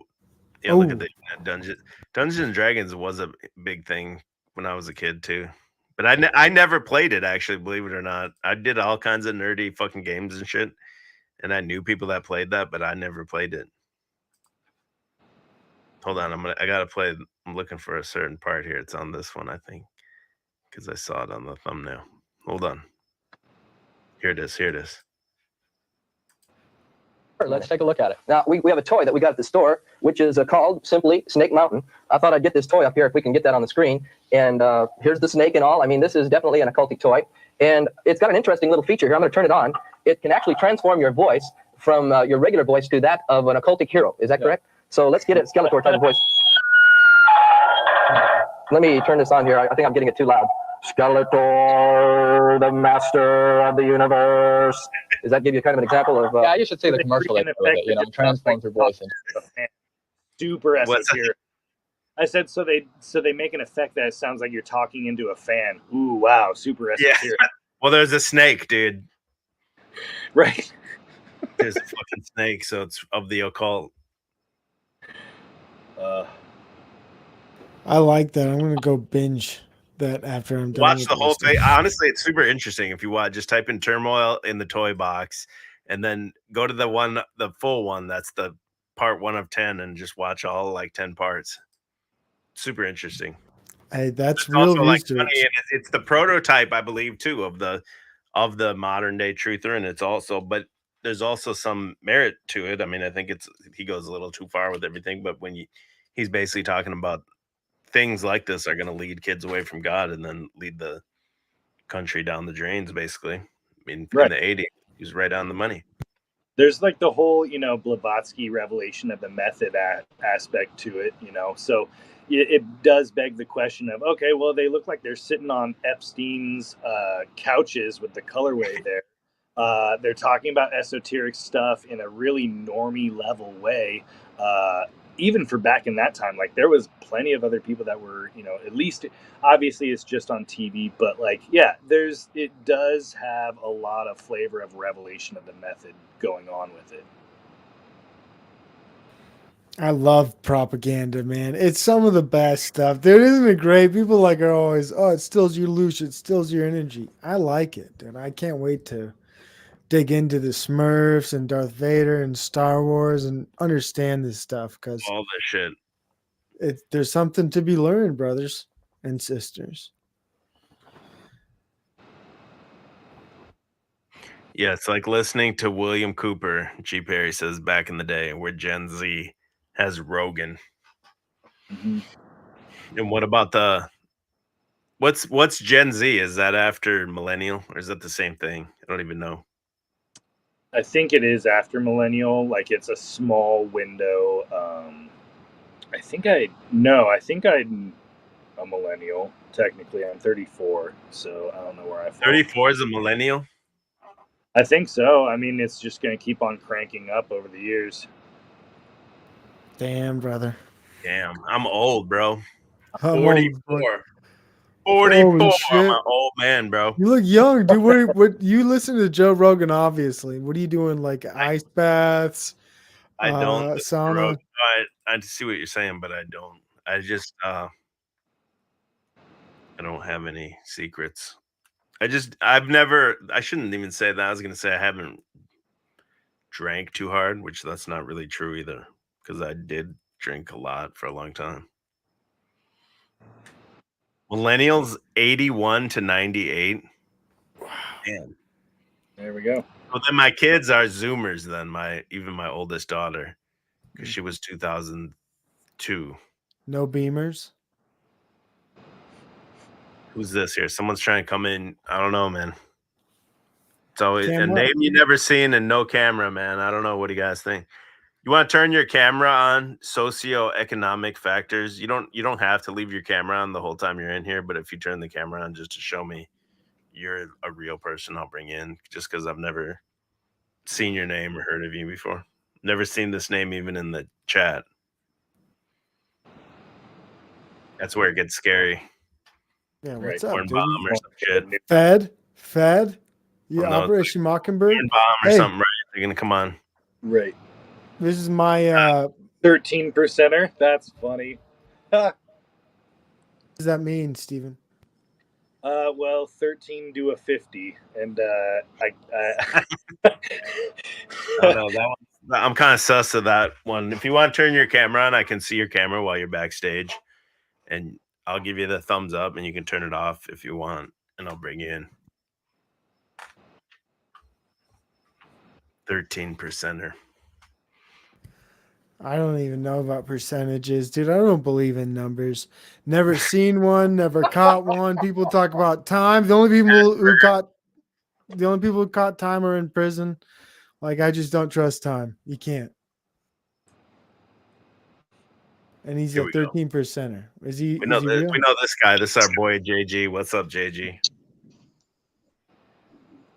That shirt Steven's got on is fucking atrocious, man. Why would you come up with it? I've seen your artwork. You've got decent designs. You've got some good Photoshop. Why would you follow through making that? Come on, Drew. That's one of the best sellers, bro.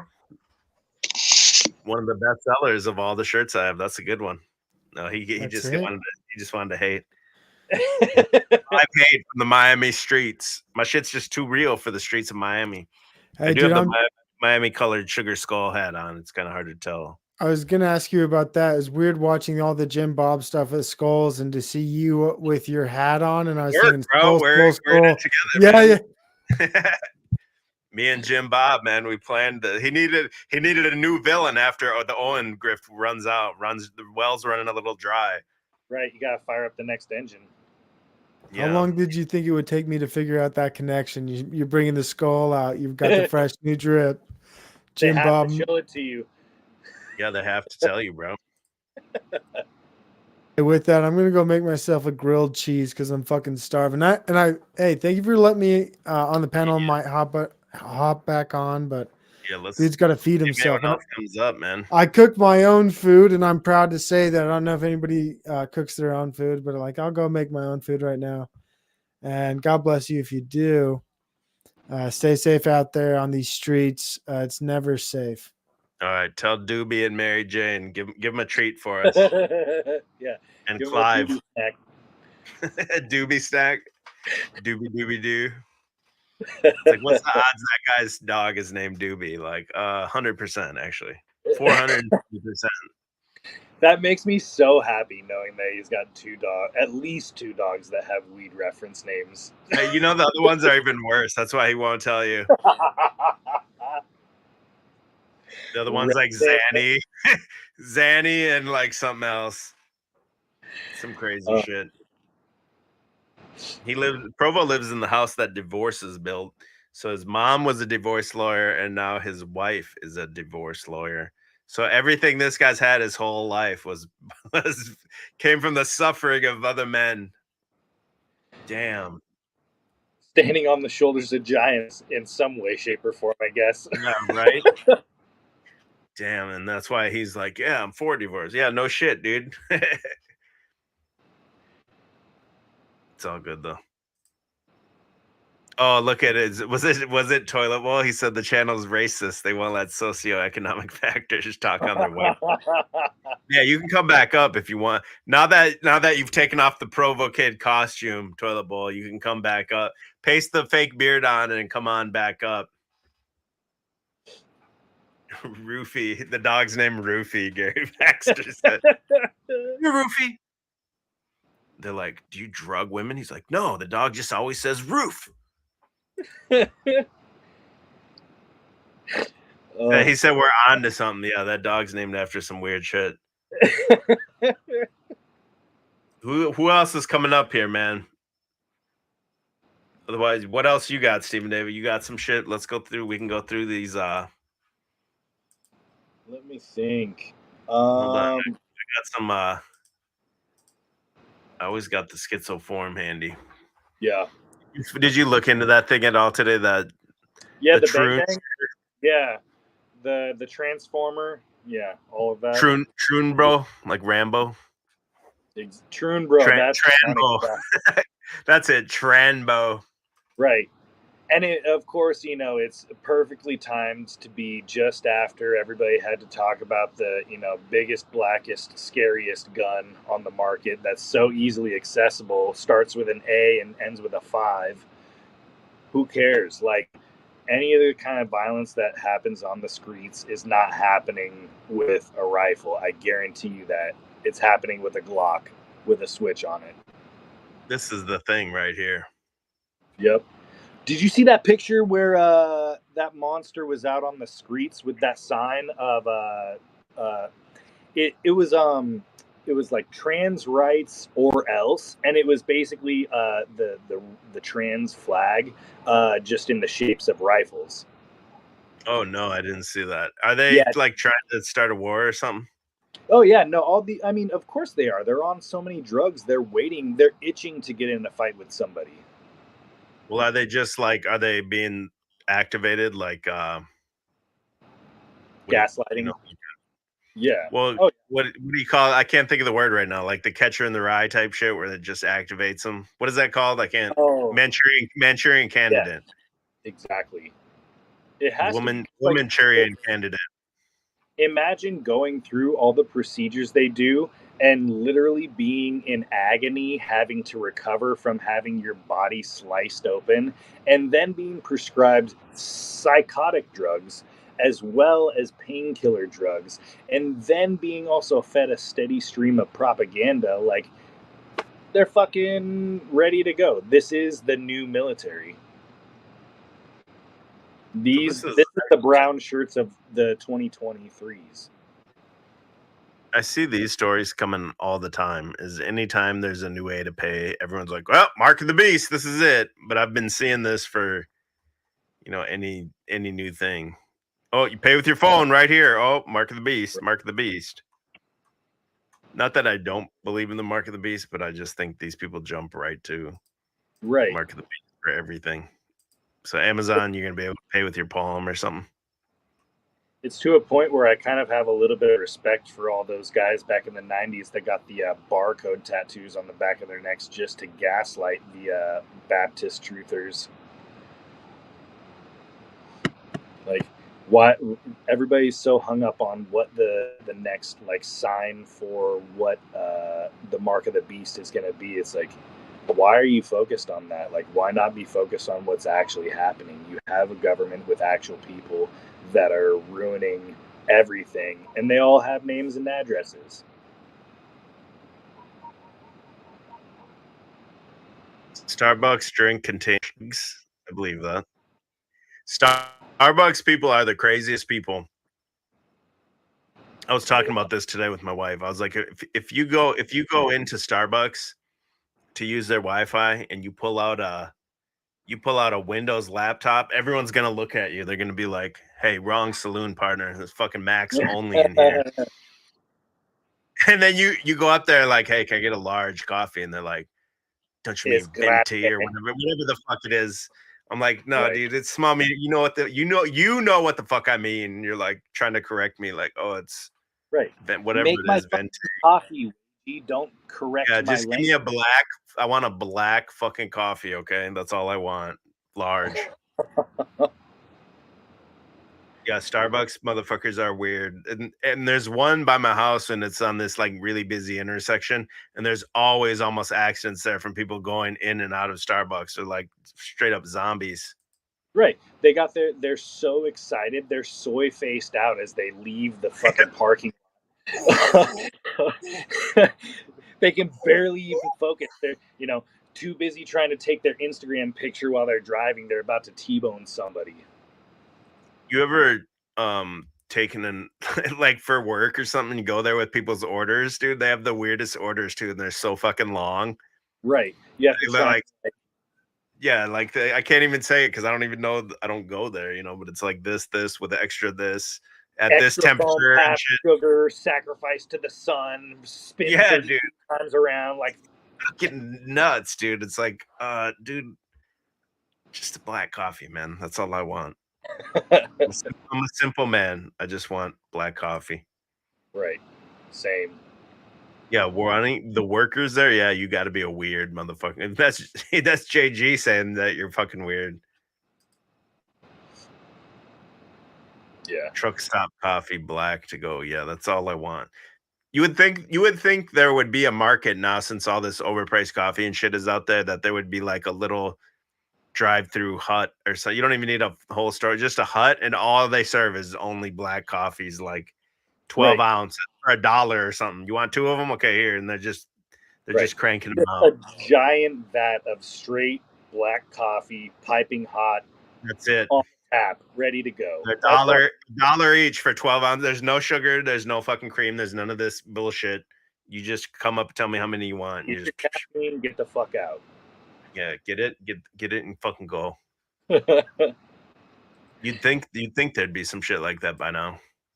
Nah. The best I have out here is Bikini Bean. I think there's some sort of like Hooters for coffee now. Yeah. Okay, I've heard of not that one you're talking, but I've heard of shit like that where you go to these the baristas are all like dressed like hoes and shit. Yeah. Is that what it is? Is coffee yeah. like Oh, yeah, that's exactly what it is. Yeah.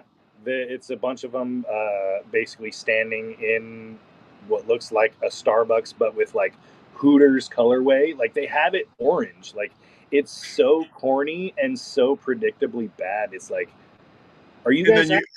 Can I get extra milk? Right. And then they're like, yeah, we've heard that before. Yeah. Yeah. Carrie says, get your coffee and get. That's what we always say to my boy all the time, the older one, whenever he's in the way or doing, I say, get, boy, get. What's up, Burn Eye? What's up, Toilet Bowl? We got some heavy hitters on the show now. What up? What up? Yo, what's up, man? Damn, you sound tired, Toilet Bowl. I got fucked up sleep schedule, so it's like that sober life running you down. Yeah, my circadian rhythm's all types of fucked up. Yeah. Bernai got the filter on the glasses. Nah, them real, dog. It's a work. Those are fuck work. You, dog. Yours are cooler. I Right, prefer the infringement, filter. dog. I still got to learn how to use OBS properly. Okay, what's with all you people on StreamYard that are using OBS? Don't you just use StreamYard? I just and use StreamYard only? StreamYard. That's what I'm saying. But to get the overlays and shit, like the glasses you just got on. No, you don't need. I don't use OBS. I just use Snap Lens, Snap Okay, Camera, just Snap Lens. All right. Snap Camera, and then you choose that as your camera inside of StreamYard. That is good to know. All right, good. So I don't need to mess with OBS at all then. No, you don't need it. You got any new war stories with your boy Ewar? Have you guys been going at it again? No, it's not with my time. I've been too busy. I did a great multi-stream UFO UAP panel with the alien scientist and Walter Bosley and Zertis the other day. That was pretty good. Walter Bosley being the former FBI agent, field agent or whatever on the UFOs, and then alien scientist being Jeremy Reese, physicist channel. With You gonna have Stephen Greer on next? Fuck and no. No, you're Stephen not on that Grifter, you mean? Yeah. Yeah, no. I'm about real science, not grifting weirdos. What channel is that one on? Crypto Alchemist, or you got all these different channels now? I got Crypto Alchemist and Burn Eye, Mine's Third Eye Science Guy, and I usually just multi-stream to both. Especially now that they let me monetize each. Crypto Alchemist has almost 8,000. Burn Eye, Mine's Third Eye Science Guy has almost 2,500. Nice. Dude's a YouTube heavyweight. You got both my channels beat.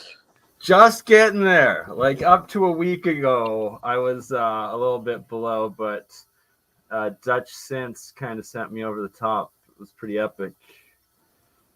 Usually Usually they take away about 10 subscribers a day from me for some reason. It's pretty brutal. Daniel said he's not scared of Tranbos. Well, they're going to be the ones that are operating all the drones in World War III, so you won't even have to see them, right? As far as Ukraine has been predictively programming how things are going to go.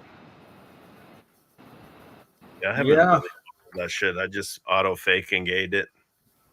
It's kind of getting scary now with the UK supplying depleted uranium shells to the Ukrainians and Russia being like, well, you just escalated it to basically dirty bomb nuclear reaction and war, which damn, bro. Yeah, What do you got going on in that powers, man? Like it's What's so that thing close to behind World you? War III.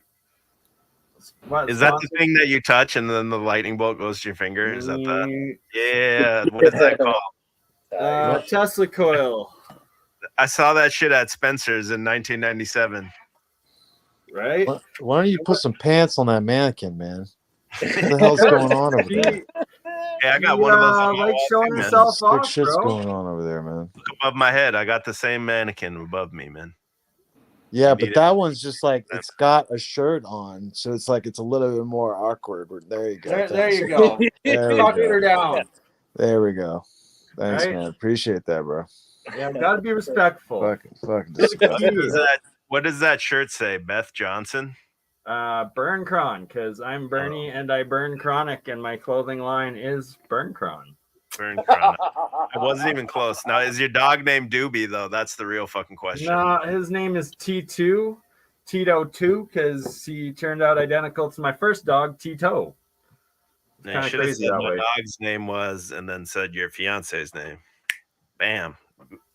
Hey, I ain't kill gonna be saying that about your wife. Come on now. I know better. I'm married though, and you're not. You got to let her know. Oh, damn! I was just kidding, bro. Did he get mad? Did he drop out? He might have just dropped out. It seemed like it was I hope pretty. he knows I was just kidding. I was saying that's the low hanging fruit joke that you would say. There, here he comes.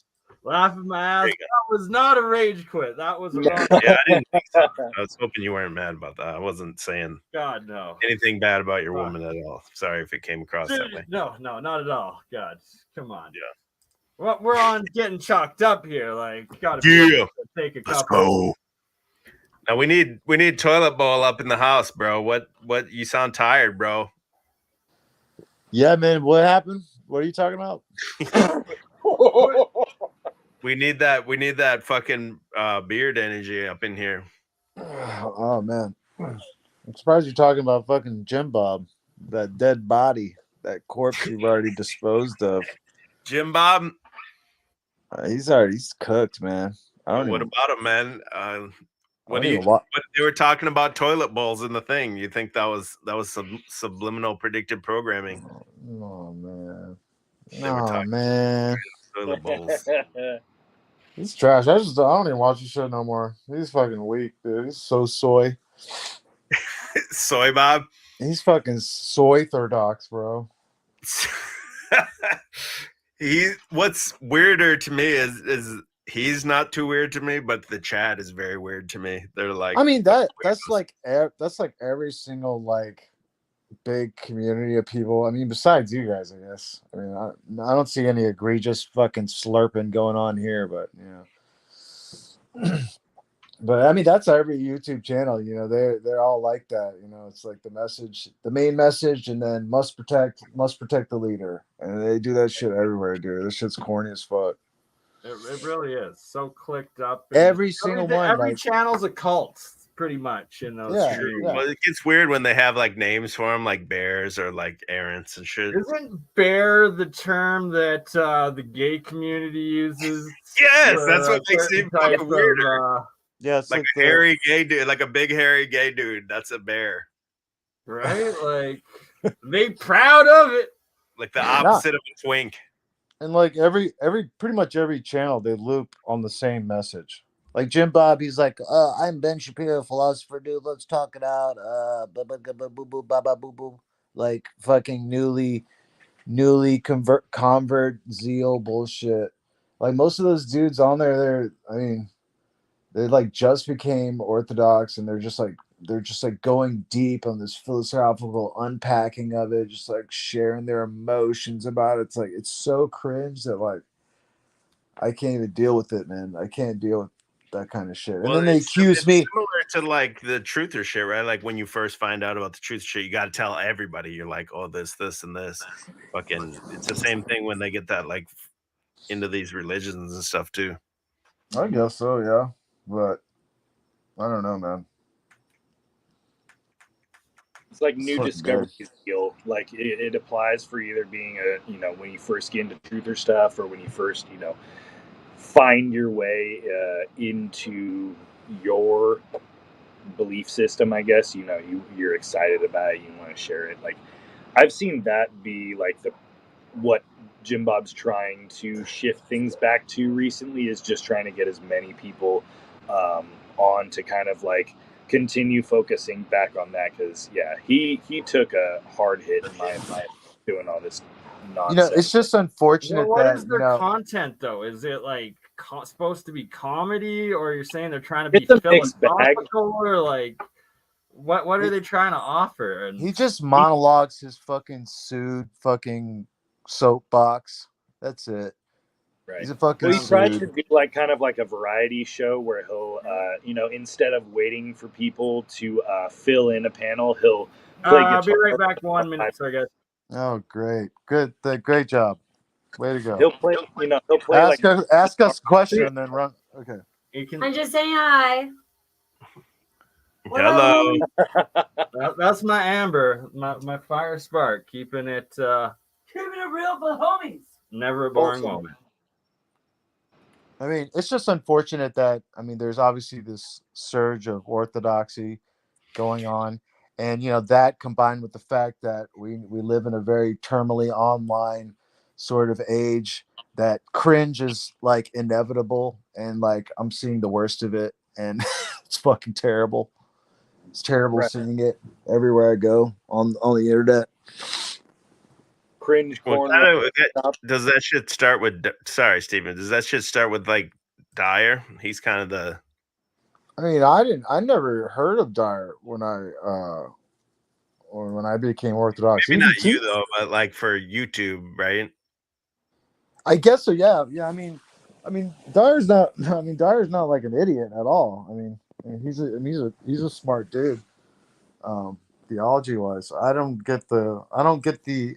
It's just funny. Like his whole following is so sensitive and soy. It's just so weird. I don't understand what the fuck's going on over there. I don't know what there is. To me, and I don't think I laid this out earlier when I was kind of laying out the actors and everything I laid out about them. I didn't lay out the fact that now there's this whole lane that's been created by Dyer or others. I haven't dived deep into it, but there's that ortho lane now where it's a YouTube yeah, man, and money, it's gonna be exploited. Yeah, right? And then, it's gonna be exploited. It's just like WWE, and I'm not saying Jim Bob himself is this, but where per persona could just adapt that ortho grift or whatever just to get in that lane or whatever. Yeah, exactly. And it's like, oh, why not? If I'm already talking about it, why not make money off it? Yada yada yada. But it's just like, I don't know.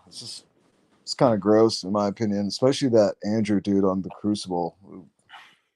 I don't really even know if he's. Now he claims he's an ortho or what? I don't really know. I thought what EBT told me, he said he was a catechumen, but then. Right. Well, yeah, no, that was the thing. I saw in the chat, in Jim Bob's chat today, Andrew's wife said she's only been Orthodox for 2 years. So, it's all new to them. And that's the thing that's getting really irritating is a lot of people are jumping up and talking with authority. And it's like, you don't have it. I don't know. Some of these people are weird. They consider like being like the whole catechumen process as being Orthodox, which is you're not. Right. It's not technically you're Orthodox yet. You're not entered into the church yet. But whatever. I don't give a shit. Compare her shoulders to Jim Bob's. Oh man, she's racked compared to him, dude.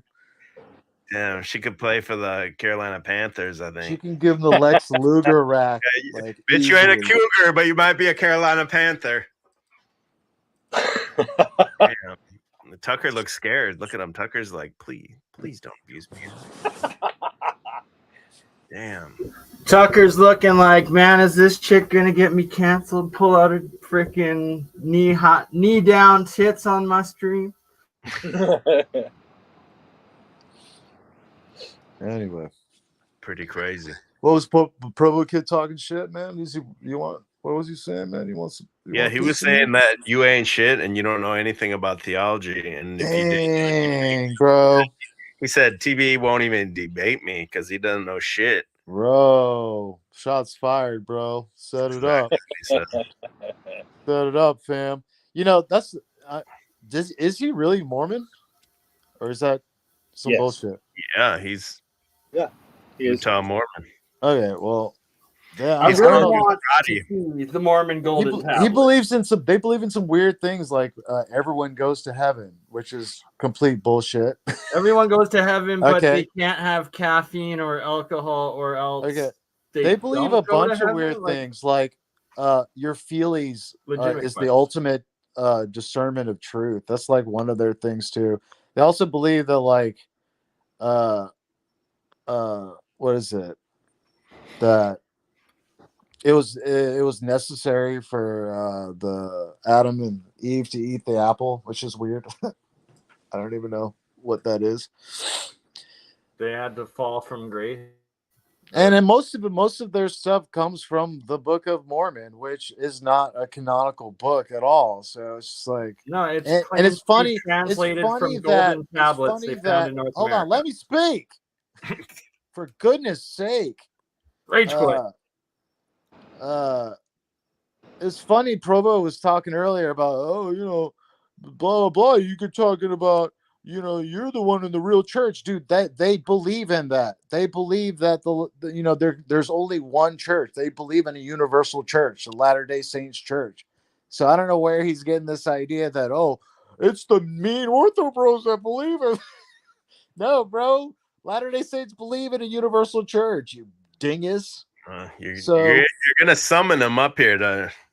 So nice try there, buddy. Nice try trolling. And, there's something weird about Provo Kid where he's like Yurt in this regard, where he's just like, yeah, man, everything's good, man. That sounds great, man. You can't trust somebody like that. Someone that's always like, yes, that's cool, like trying to be your buddy, like everybody's all inclusive, like this like sort of social prostitute type of attitude. I can't be around people like that, man. I can't trust people like that, dude.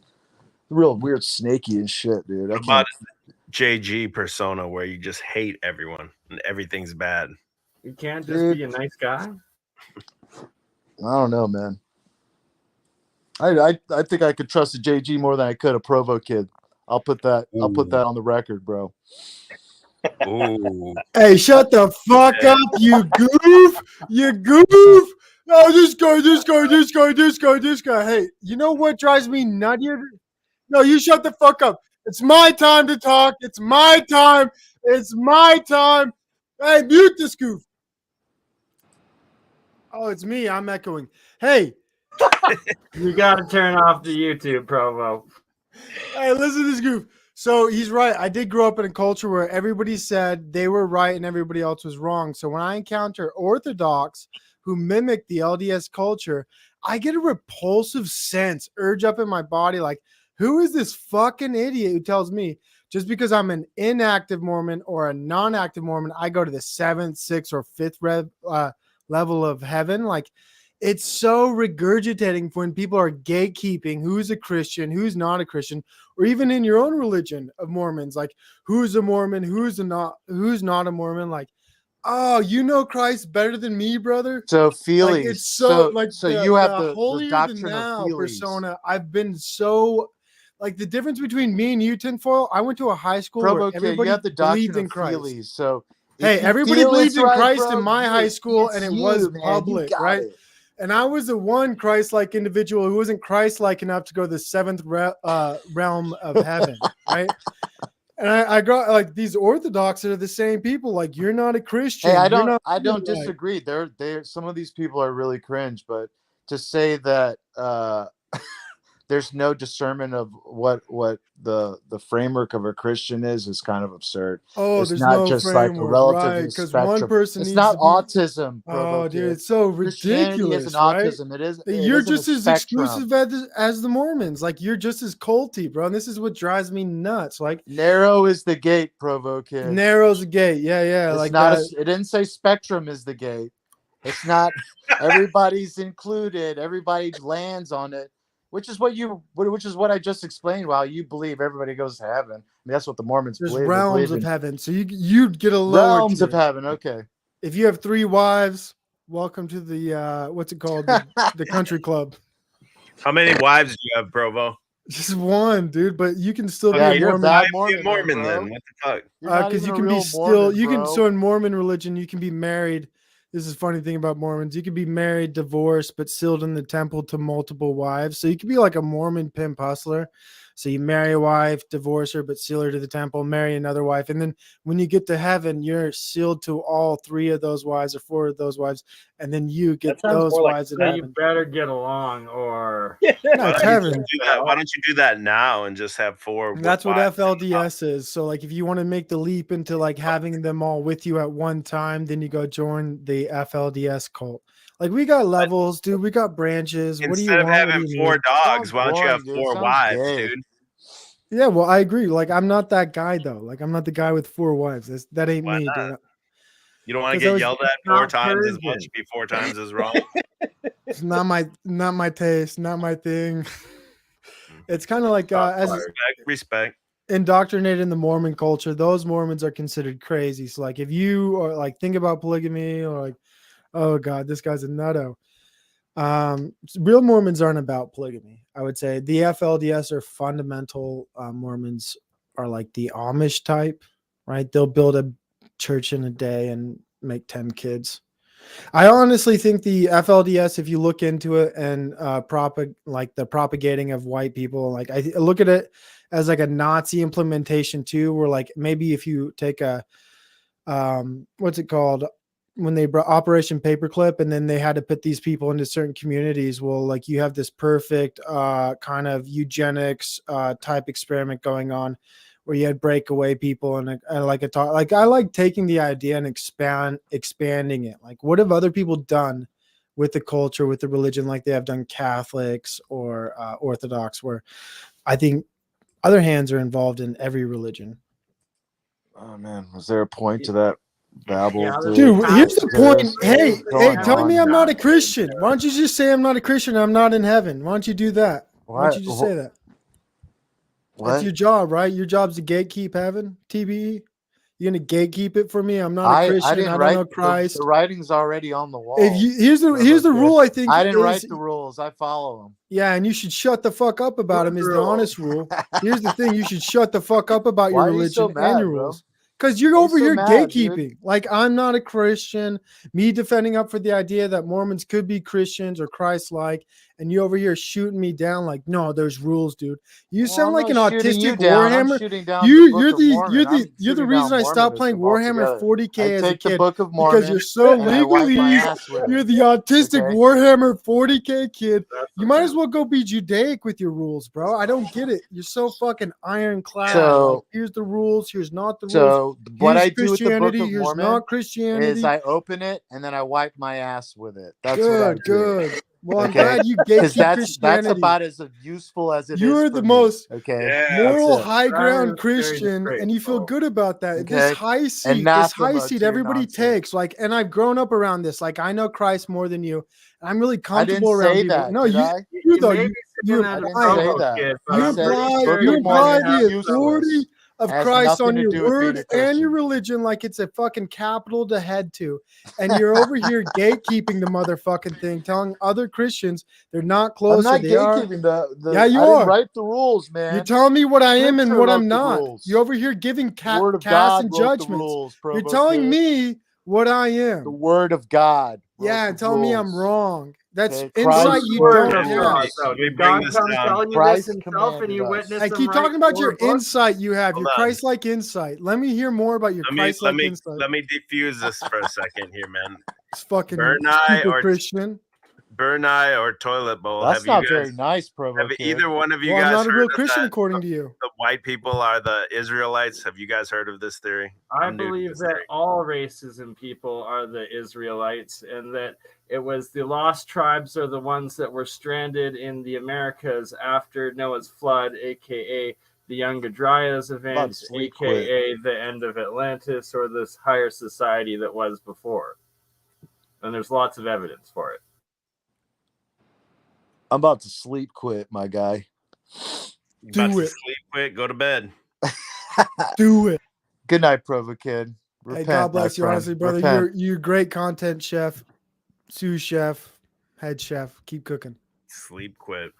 All right, now that Put the him to hate sleep, speech is Provo. off and TBE isn't going to get himself shanked by some tweaked out Mormon extremist the next time No, he no, drives no. through Hey, Utah. hey, check yourself. You're being real disrespectful. What he did was a high level WWE content maneuver where he came in weak and he needed a tag in, and I came and tagged him in. So, see, Bernard, you don't understand the content streets and how we cook here. Oh, He I came in, definitely do. I cooked it up, Are you Bernard, gatekeeping and I these got streets, Provo? what? Are you gatekeeping these streets? No, but he needed a tag, and I came in and I filled in the content right when he wasn't able to keep it up because he's fucking sleepy, dude. It's fucking sleepy, dude. It's Yeah, respectful. I'm appeasing the nice, innocent viewers over on my channels that I'm also restreaming it to. Hey, that's really great. I tell my viewers, unsubscribe, dislike. You know what the fuck's up. So you were talking shit about the Mormon Church, saying it's a cult, or what's your angle, Bernard? I was never saying that. Okay, not good. at all. It was TBE, right? Yeah, that was all TV. Oh, that guy, man. I have keep talking aunts about and him. uncles and a bunch of cousins that are Mormon that are great people. And my own alternative history research and all the other golden tablets that seem to have been found in both South America and North America, from the Burroughs Cave, the Illinois Cave, the Michigan Cave, as well as what apparently was in the Kincaid expedition in the Grand Canyon. And the Crespi collection down in Ecuador, all of these different golden tablets, it actually kind of lends more credence to the Joseph Smith finding golden tablets that they deciphered and wrote their texts out of. So it's a very fascinating subject. And it does, and it ties into this Israelis, and then some Mormon guy wanted to maybe prove this point that Native Americans or somebody was. Have you heard? Does that tie into this, Drew? Where the Mormon guy does the DNA test, he finds out Native Americans aren't Jews. It's kind of sad. Well, there's a few different tribes that have Greek as well as some what's it called? A type of cryptic Jew or something bloodline in it, or you're muted. You're Stefan. muted, Stephen Even. I should. It looks like it should. there you Like crypto Jew type of Ashkenazi or what? I'm not entirely sure. It was on Old World Florida channel so he was playing a bunch of researchers videos on it, but I'll have to double check. But it was a couple of tribes in I think southeast US or whatnot around the Atlantic that came up with the same genetics as some of the original Israelis or Jewish sect from one part of the Middle East or something. And then Michelle Gibson, that I do a few streams with, she's found a lot of evidence of the Seminole tribe being one of the lost tribes of Israel apparently as well. So And I like this. I like this talk. I like how you did that, right? Like a real person who took a real sincere interest. It's amazing. Now that you know that, my theory, after having myself covered some of those grounds, and I think I've shared this with Drew and Steven, do you think Tataria, right, is now a psyop by the Latter-day Saint Church to get more people invested into the ancient history of America, right? Buy into these concepts, buy into these ideas at the perfect time to reel people in. Do you see a possible connection here? Is there work? Not, I would say that there's probably some sects and infiltrators of the Tartarian community that are pushing nonsense and trying to take it that way.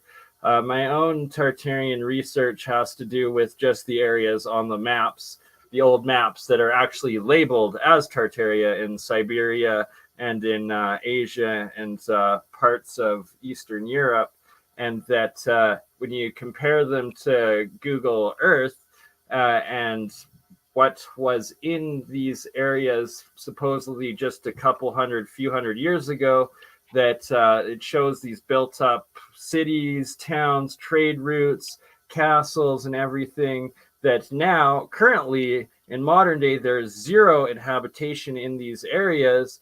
And when you actually go into Google Earth, you just see what looks like extremely bombed out, destroyed areas that supposedly used to have a civilization that was a power and that was trading internationally and traveling to the Americas, probably documented traveling to Europe, and then that they rewrote the Mongol hordes that supposedly conquered and came all the way up to Europe and controlled 2/3 of the known world at that time, that would have been this Tartarian empire, these Tartarian people, and that they were in fact a lot more advanced, civilized, and international trade, that somehow the most likely Jesuit Roman Empire extinguished and has since taken over and subverted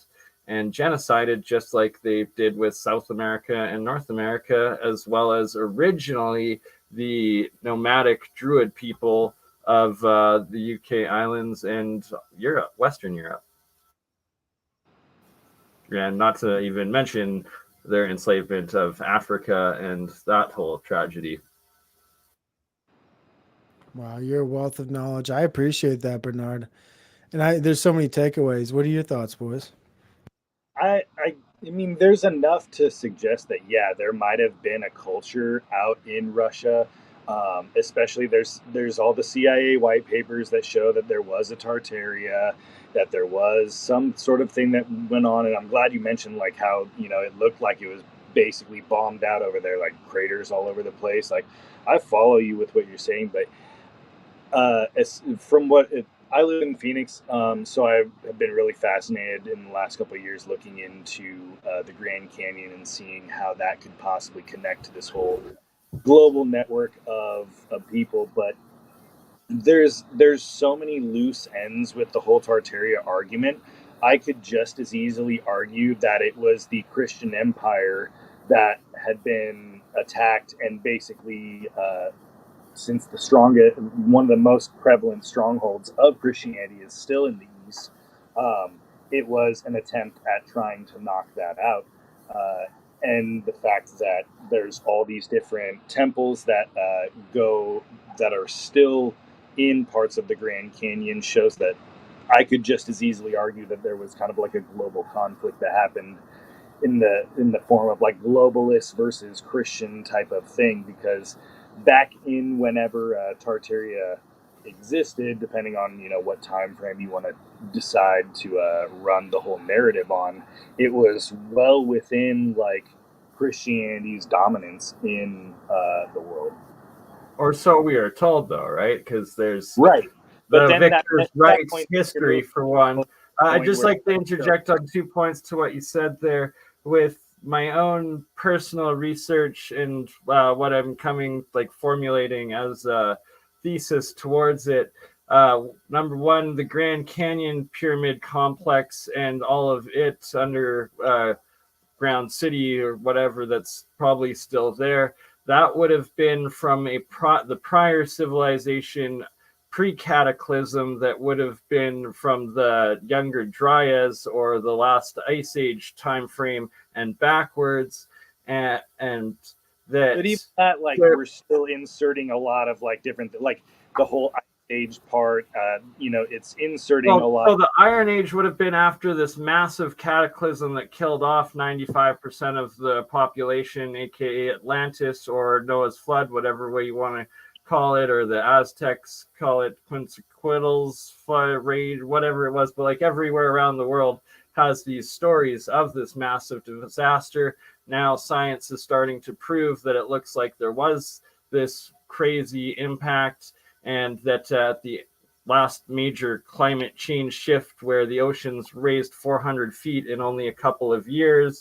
Randall Carlson's showing of the what looks like the Scablands and massive flooding across all of North America and whatnot, that would have wiped out all of the former civilization collapse, and then that there was this slow rebuilding. So that would have been like the Iron Age or whatever, and that the Tartarian aspect would have been the remnants that kind of rebuilt and lived for like about 10,000 years in between finally rebuilding up.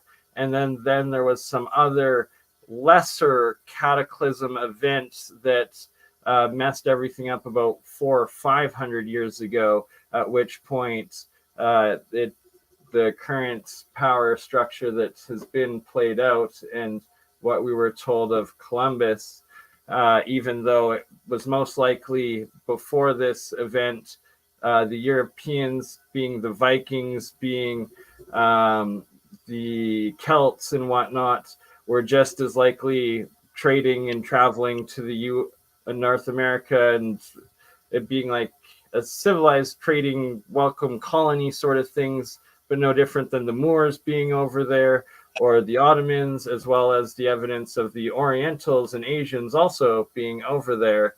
And that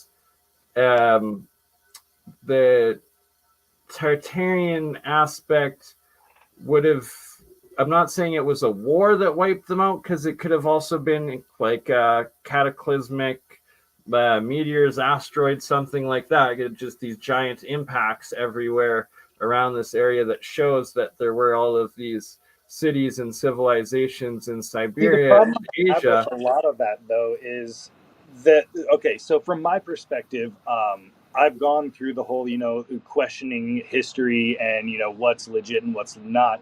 And one of the reasons that I've really been fully bought into the Orthodox faith is so much stuff is focused on literally having relics of people.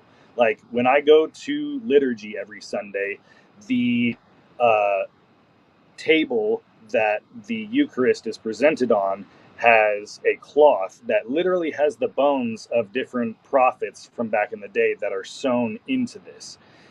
Now, the reason that strikes a chord with me is because, like, people can argue that history's been manipulated, and, you know, there's segments of time that may not have existed or did exist that were ejected.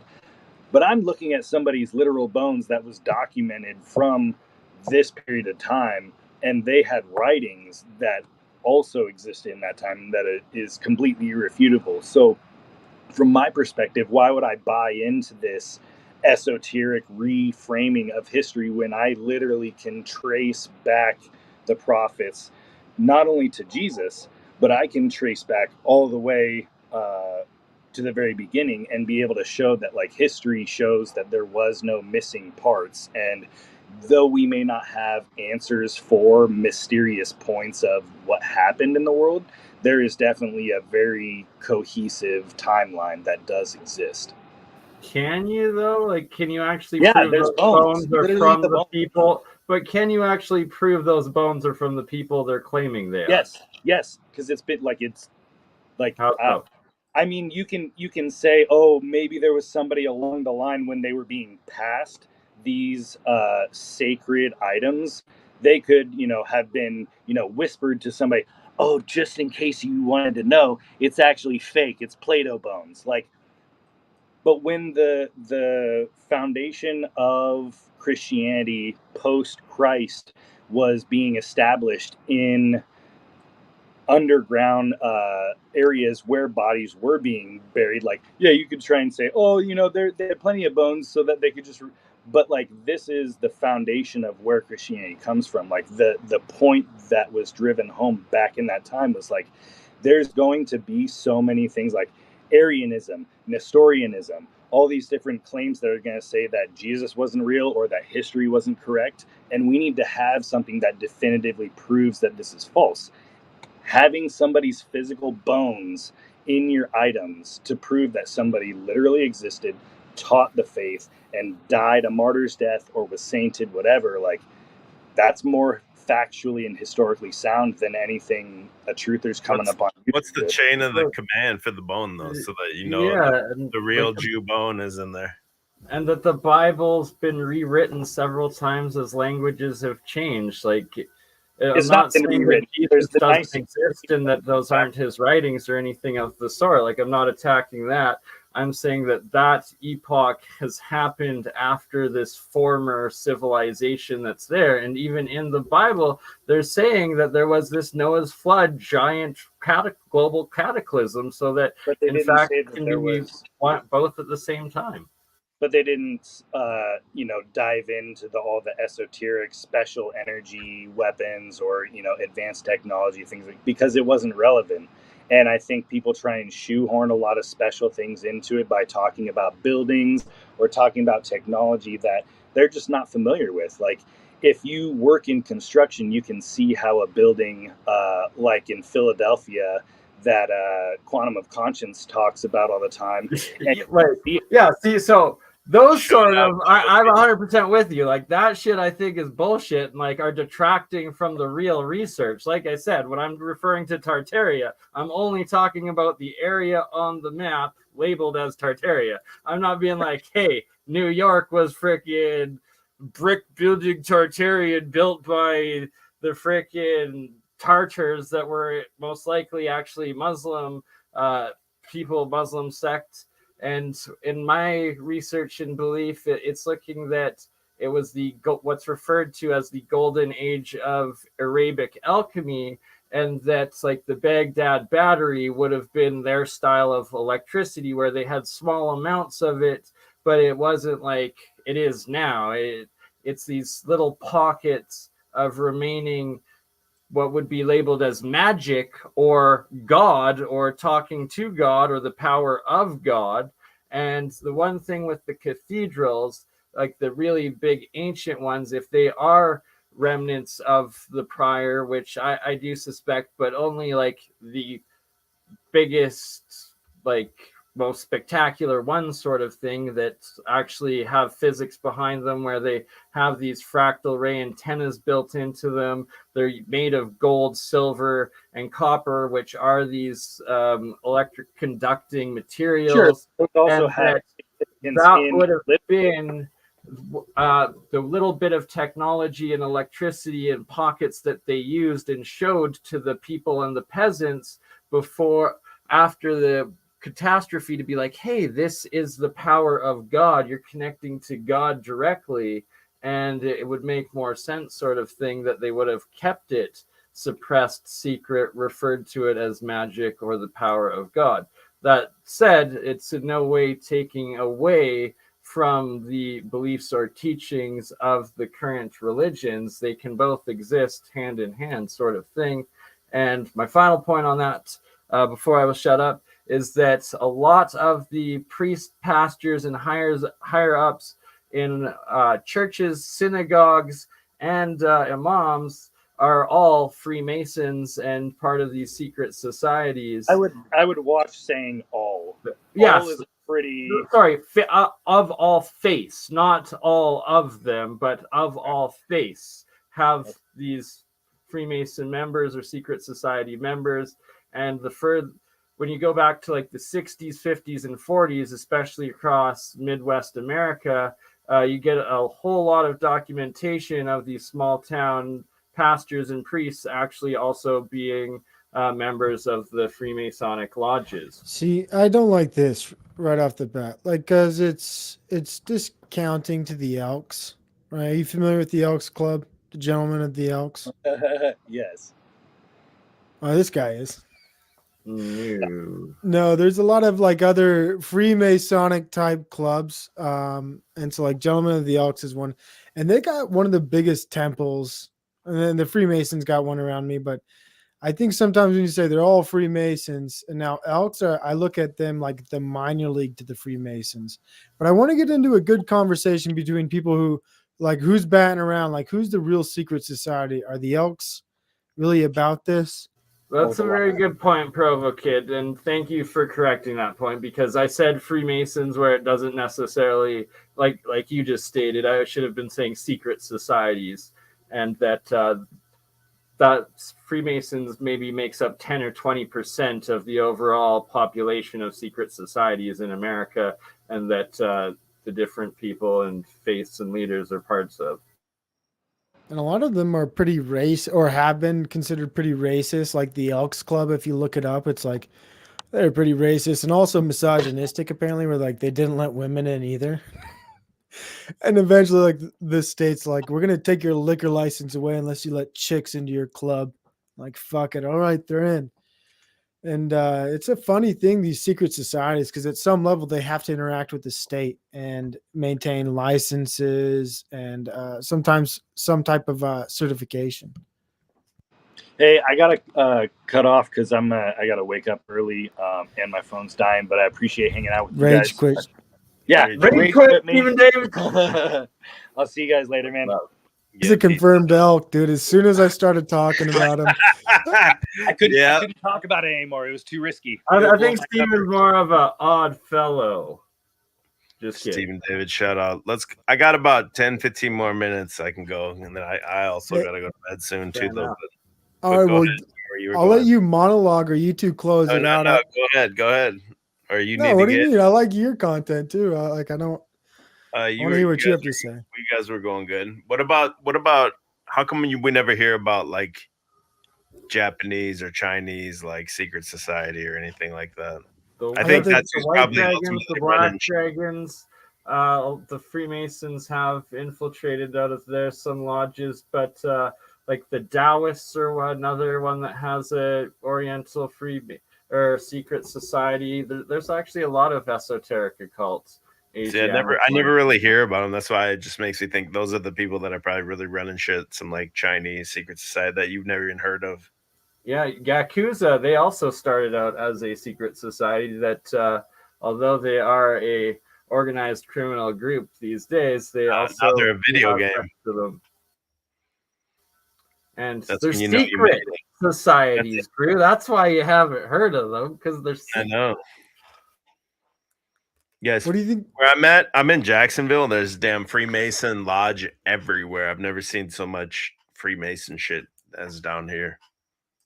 And I like that. Where I see the secret level coming into the aspect is there's a facade of a building, right? And then I think of Alice in Wonderland or something where you go like it's not so secret. There's a big building, but you walk in the building, then they have another door and you walk in that door and then you walk in another door. Then that door is actually secret, right? Like then you walk in that door and that door is even more secret. And then, it's disguised by ranks or rights or clubs. And so like on the front, not a secret society, we do charity, but within the box, there's another group that's operating on some other level. 100% you're correct with that. I actually, full disclosure, I was a Freemason for 1 year. I never made it past the first degree, so I never got into those secret locked rooms that you're talking about. That explains the 8,000 subscribers, though, man. That explains. Then what were you, Drew, with 7,500? I'm low. You were only level 1. You're 8,000. I'm 6,000, so I'm 0. I don't have any Freemason affiliations. But yeah, no, I got booted out because I didn't pay my yearly dues after getting fed up with it, and they were already frustrated that I didn't get even past the first degree to the second degree within a year that I was a member. You didn't do any weird shit? Was there any like weird? So I'll give you shit or anything. Full disclosure. I was offered once that I became a third degree the chance to meet some other dimensional entity, is what they stated. I was like, hell no, I ain't swearing my soul in secrecy to that shit. And that was one thing that turned me really off. Another thing is they really That's hard to value- believe looking at your background, just to be honest. Like that one statement, like I honestly don't believe you. Yeah, that's all part of the feeding the trolls, man, and the psychosis. You can Damn. believe whatever you want. And another part was the grand worshipful master of the year that I was there. He started out as a 32 degree, and then halfway through the year, he got to get his 33rd degree and traveled to Europe to get it. And before he left, I told him about what I had heard, this conspiracy of the P2 lodges still running things. And he laughed his ass off and was like, that's just a conspiracy. There's no such thing. And he went to Europe. He came back and he came up and he was like almost shaking. Like you could see he was like shook to his core. And he was like, Bernie, you're right. There is such thing as a P2 lodge. They do exist. And yeah, it was at that point I was like, yeah, okay, well, if that part is true, I don't want to go any deeper into this. And it was also very, very Zionist for something that claims to not be religious. Can you explain the P2 Lodge? Because you just kind of gave a brief overlay of it. I had heard from the conspiracy theorists, esoteric occults, I guess reporter, writer Benjamin Fulford, who's currently out in Japan. He is the one that speaks a lot about it on the aspects of them being a controlling influence and just the existence of it. As well as one last part was they also revered and spoke as if the Rosicrucians are above them and kind of like influence the direction and controls of everything that the lower Mason lodges do, and that apparently tarot is real because the Rosicrucians teach it, believe it, and use it. And that was about all I got out of it. You guys fuck with tarot? My mom does. I can't really say that. Get your mom on a stream. I pull cards. I pull Oracle. I pull tarots, and let me tell you, brother, they're right, dude. I see my cards; they're always good, though. So I'm kind of biased, like my stars. I look up. It's always a blessing. I'm open to it. Everything that I've experienced with both astrology and the tarot has pretty much been true. So it's like I believe in it from what I've experienced, but as from the scientific backing, I'm not gonna like put my words and weight behind it, claiming one way or the other. I find it fascinating and encourage it, and would like to do some actual documented scientific trials and studies on it. What am I preaching on? Like I said, I don't support the Masons. I quit. I found it very Masonic or very Zionist. I know another content creator with that same story. He runs actually a pretty big channel called The Crucible, and he was only a Mason for 1 year. So you got a bright outlook, brother. Crucible says he's not a Mason anymore, but then he also says he calls his Mason lodge or whatever and checks on the status of other Masons. So doesn't that mean he's still a Mason? Yeah, I haven't been in contact with any of them for years. I'm gonna pull some cards. I'm gonna go grab my cards. Can you guys hold it down for like 30 seconds? I gotta go grab my cards. Can I tell you a story, Bernard? Are you familiar with Mitch Horowitz? Politician? Author Mitch Horowitz. He wrote like Occult History of America, a few other books like regarding Neville Goddard or New Age and stuff like that. I wrote a book. Sounds like something I need to do though. Yeah, check him out. He's on a few podcasts as well, Mitch Horowitz. He might be a confirmed Satanist now. People have touchy feelings about him. Yeah, I do know who you're talking about. And anyway, so is the book, if you want the sources of what I'm about to say and like check it yourself, but you talk about Freemasonry and the LDS Church. There's a story of the New York Freemason who gets tarred and feathered and killed because he's going to write a tell-all book. Anyways, not really a big deal because the book never got published, but the guy had a wife and the wife married Joseph Smith. So it's like kind of the question is like, what's the secret or the tell-all book of the Mormon religion? I mean, of the Freemasonic religion. Is it the Mormon religion? Did some guy get a copy of a book from a dead guy who was tarred and feathered in New York and became the reason why everybody started to think Freemasons were apparently somewhat spooky people?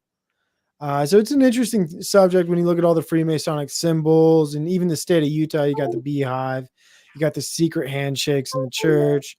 You got it's embedded in the culture. And that's why sometimes when people are like, oh, the Mormon religion is this, but like if you don't understand occult history, the growth of America, the turning of Rosicrucians, Knights Templar, and like how this even might have come to be, I think you're missing out on like maybe a bigger story and maybe focus on some of the details of the trees in the forest. What are your thoughts, Bernard, as we hold this down? Right, and very good points as well with like the Templar. And the one thing like I learned while I was in the Masons was like there's the Red Lodge and the Blue Lodge, and that the Templars is one of the degrees in the Blue Lodge, so that whatever the Templar teachings people society was pre-Columbus was indeed or now incorporated into this overarching Masonic or secret society structure, and that there's definitely a couple of higher up secret societies that have infiltrated and control all of the other ones, such as the Masons, and that they keep the average members of these other more public secret societies controlled, subverted, subdued, and ignorant to what their actual goals, control, and secret history really could be. You have said it better, my brother, and I agree with you 100%. And it looks like we got our main host back here. Drew, are you back in the studio main desk chair? Can you give us a check-in with your tarot cards? He's on his phone showing the cards. Can you hear me? Yes, sir.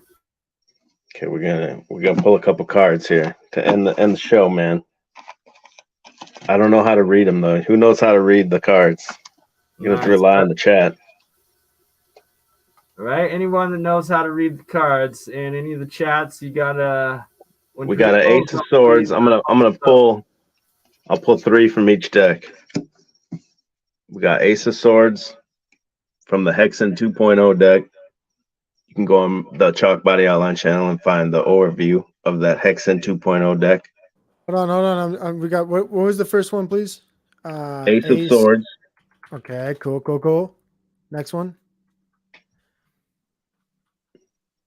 What's this? The intention is who's this for? What's it about? Is this just about the stream? This will be for your the stream. This will be for your day tomorrow. Me or you? The chat. Oh, the chat, general chat. We're gonna give you a forecast for your day tomorrow. The Queen of Swords. So you got Ace of Swords, 8 of Pentacles, Queen of Swords. I'm ready to give a breakdown if you're ready. All right, let me pull a couple more here. Hold on, pull from a different deck now. We're gonna cut this deck. Ooh, you got King of Wands, but you have it upside down here. This is like a burnt eye colored theme deck. Damn, another wand. You got 6 of Wands here. One more. 7 of Pentacles. So I don't know how to read this shit, but you guys can figure it out. Where's Oracle Bridget? I need Oracle Bridget on the case. We do. What was the first card on the second pull again? Not Ace of Wands, but King of Wands. King of Someone saying Wands. King of Swords for a full house. And That's then hilarious. 6 of Wands. And then what do we have? 7 of Pentacles. I'm ready to read it if you are. I would love you to. Hold on one second. Oh, he's off his phone. Come back on the cone. I'm coming. I'm coming. Go ahead. All right. Where do you want to start? The first. So we had the Ace of Swords. Ace of Swords generally represents new ideas, new ways of thinking, mental energy, and confrontation. That makes sense because as we give this invocation out to and this broadcast out to people, you can maybe expect a lot of the Ace of Swords. So yeah, I'm feeling my Cleo energy right now. The next card you had was the 8 of Pentacles, and now this represents maybe just a work in progress because that's what you are when you wake up. When you wake up with a confrontation, right? Then you become a work in progress. So naturally, these two cards work together. Of course, your morning starts with confrontation. You just watched and are remembering our show, and you're like, holy shit, now I got to work in progress right now. And so we're just going to say in this card, in short, it means that what you're dealing with in life or the thoughts, it's going to be a work in progress. Don't expect a solution immediately. Next card. Queen of Swords. Queen of Swords. Now we have the Queen of Swords here. It combines the mental clarity and intellectual power of the suit of swords with the maturity and receptiveness of the queen. You, this is the chat right now. You may have the gift of being able to use your intellect and unbiased judgment while also remaining flexible and open to receptive input from other sources. So this is a perfect outcome card for the first two. You have what is it? Confrontation, then work in progress. And now you have the Queen of Swords deciding the judgment. So these 3 cards couldn't have come out more perfectly or more reasonably. And that's why I love the tarot, baby. A nice deck, nice deal. What's the next cards? Am I doing good? Am I doing a good clear? You're doing great, Provo. Bring it home. King of Wands. So Reverse, what's this? though, I don't know. Does that matter? King of It Wands. could, it could, but I need to know, is this for the same intentions? Is this directed towards chat? Same. Okay, so now we got pure fire energy. You're coming off of that reflective Queen of Swords energy, and now the King of Wands represents pure fire energy in its masculine form. So we're going to be tapping in that patriarchy right now. And unlike the other wands, court cards, the king is not so interested in creation and creativity. Oh, take a step back, folks. Or in dreaming up ideas, take a step back, Jack Talcott, and implementing themselves. Instead, he is more inclined to take an idea and then enlist others to help him actualize it. All right. So I see panels. I see people reaching out to other people. And if you're one of these people receptive tomorrow, maybe after you have the Queen of Swords coming into your life, and through the work of progress and through the confrontation right now, right? You need to find other people and do a debrief, work through everything you just learned and reach out to your community and resources. So that's kind of what I'm interpreting from the pure energy fire. Tap into your community. Next is the 6 of Wands. Now the 6 of Wands, in general context, the 6 of Wands represents success, of course, victory, of course, winning, of course, triumph, of course, achievement, of course, an advantage, because that's what's going to happen after you have your confrontation, your work in progress, your Queen of Swords deciding the judgment, your fire energy telling you reach out into your community and doing something. And now you have the 6 of Wands, which is the outcome, right? Now this is winning. This is doing everything those 4 cards just told you. This is the outcome. This is the progress. This is the alchemy. Now, if you can put this all in your head and do something with it, we might get to the next card. Let's check it out, folks. This is the 7 Pentacles. Now, folks, this is a tough card, but I think it's meant for everybody in 7 chat. Pentacle on the 7th card. Look at that, hey? Look at this 6 card. Is it? My bad. All good. He could have had a false draw, which I'd like to know about because he could be tapping into. There was no false draw. There was no false draw. All right, let's get to it. So the 7 of Pentacles It taps into the Taurus energy, this bull aura, this ruled by Venus, the planet of attraction. So this is what happens after you get success. People are attracted to you. You get beauty, you get abundance, right? And so this is also the earth sign, and it's also known as materialistic, because this is what happens when you achieve success. You become materialistic. You start garnishing views, subscribers, and things like that. But it's also known as a generous nurturer who's concerned with stability and abundance and finances, which should be the outcome after the first 6 cards. Now, folks, if you can't see what I'm putting down, you're gonna have to fucking pick something else and deal it yourself. But this is pretty clear. It's right in front of you. This is right in your wheelhouse here, Provo. But what I also see here is you got. Sorry, I got to point to it here. You got 6, 7, 8, and then you have Queen, King, Ace. Bam. It means if you're watching this tomorrow, this means you're gonna have a great day. You're gonna get a promotion, and then your wife's gonna give you a steak and a BJ when you get home. That's what it means. 100%.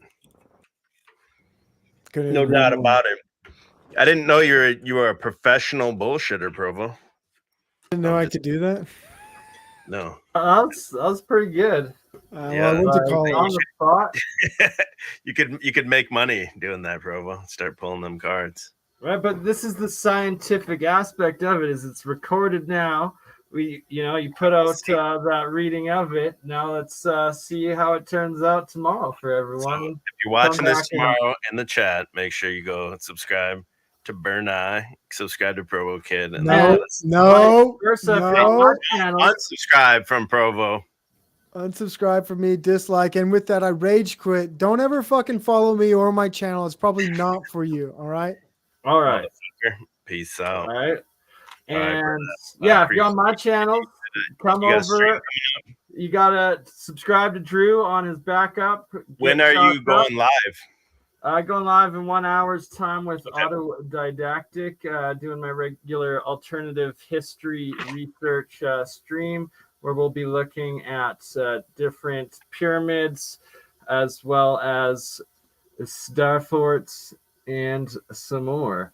But Drew, I would like to, at some point, to get yourself, EBT, and Tartarian Truth together for a multi-stream and do a real like debate on alternative history, Tartaria, and after that episode, hopefully the Wook with his Woody and now his bear, his berserker bear along with him, has also turned, and it's the 3 of them together. Okay, well now you know what they're gonna do. Ewar and Wooden, they're gonna clip that part out where you said, "I'm a Freemason." You're fucked now, bro. Bro, I do that shit intentionally. You gotta feed the trolls. Feed the trolls. That the schizos schizo, and that they're like so afraid and so certain of it that they can't not watch and they can't not post their hate comments, which just helps the algos. EBT said it best earlier. Schizomaxing. Well, all right, man. I appreciate you being here and helping me hold it down. Much love, brother. Anytime I'll come on your channel whenever. Just hit me up. Sounds good. All right. And shout out to the chat. Appreciate everyone that was here. Love you all. And peace out. Red quit. Bam.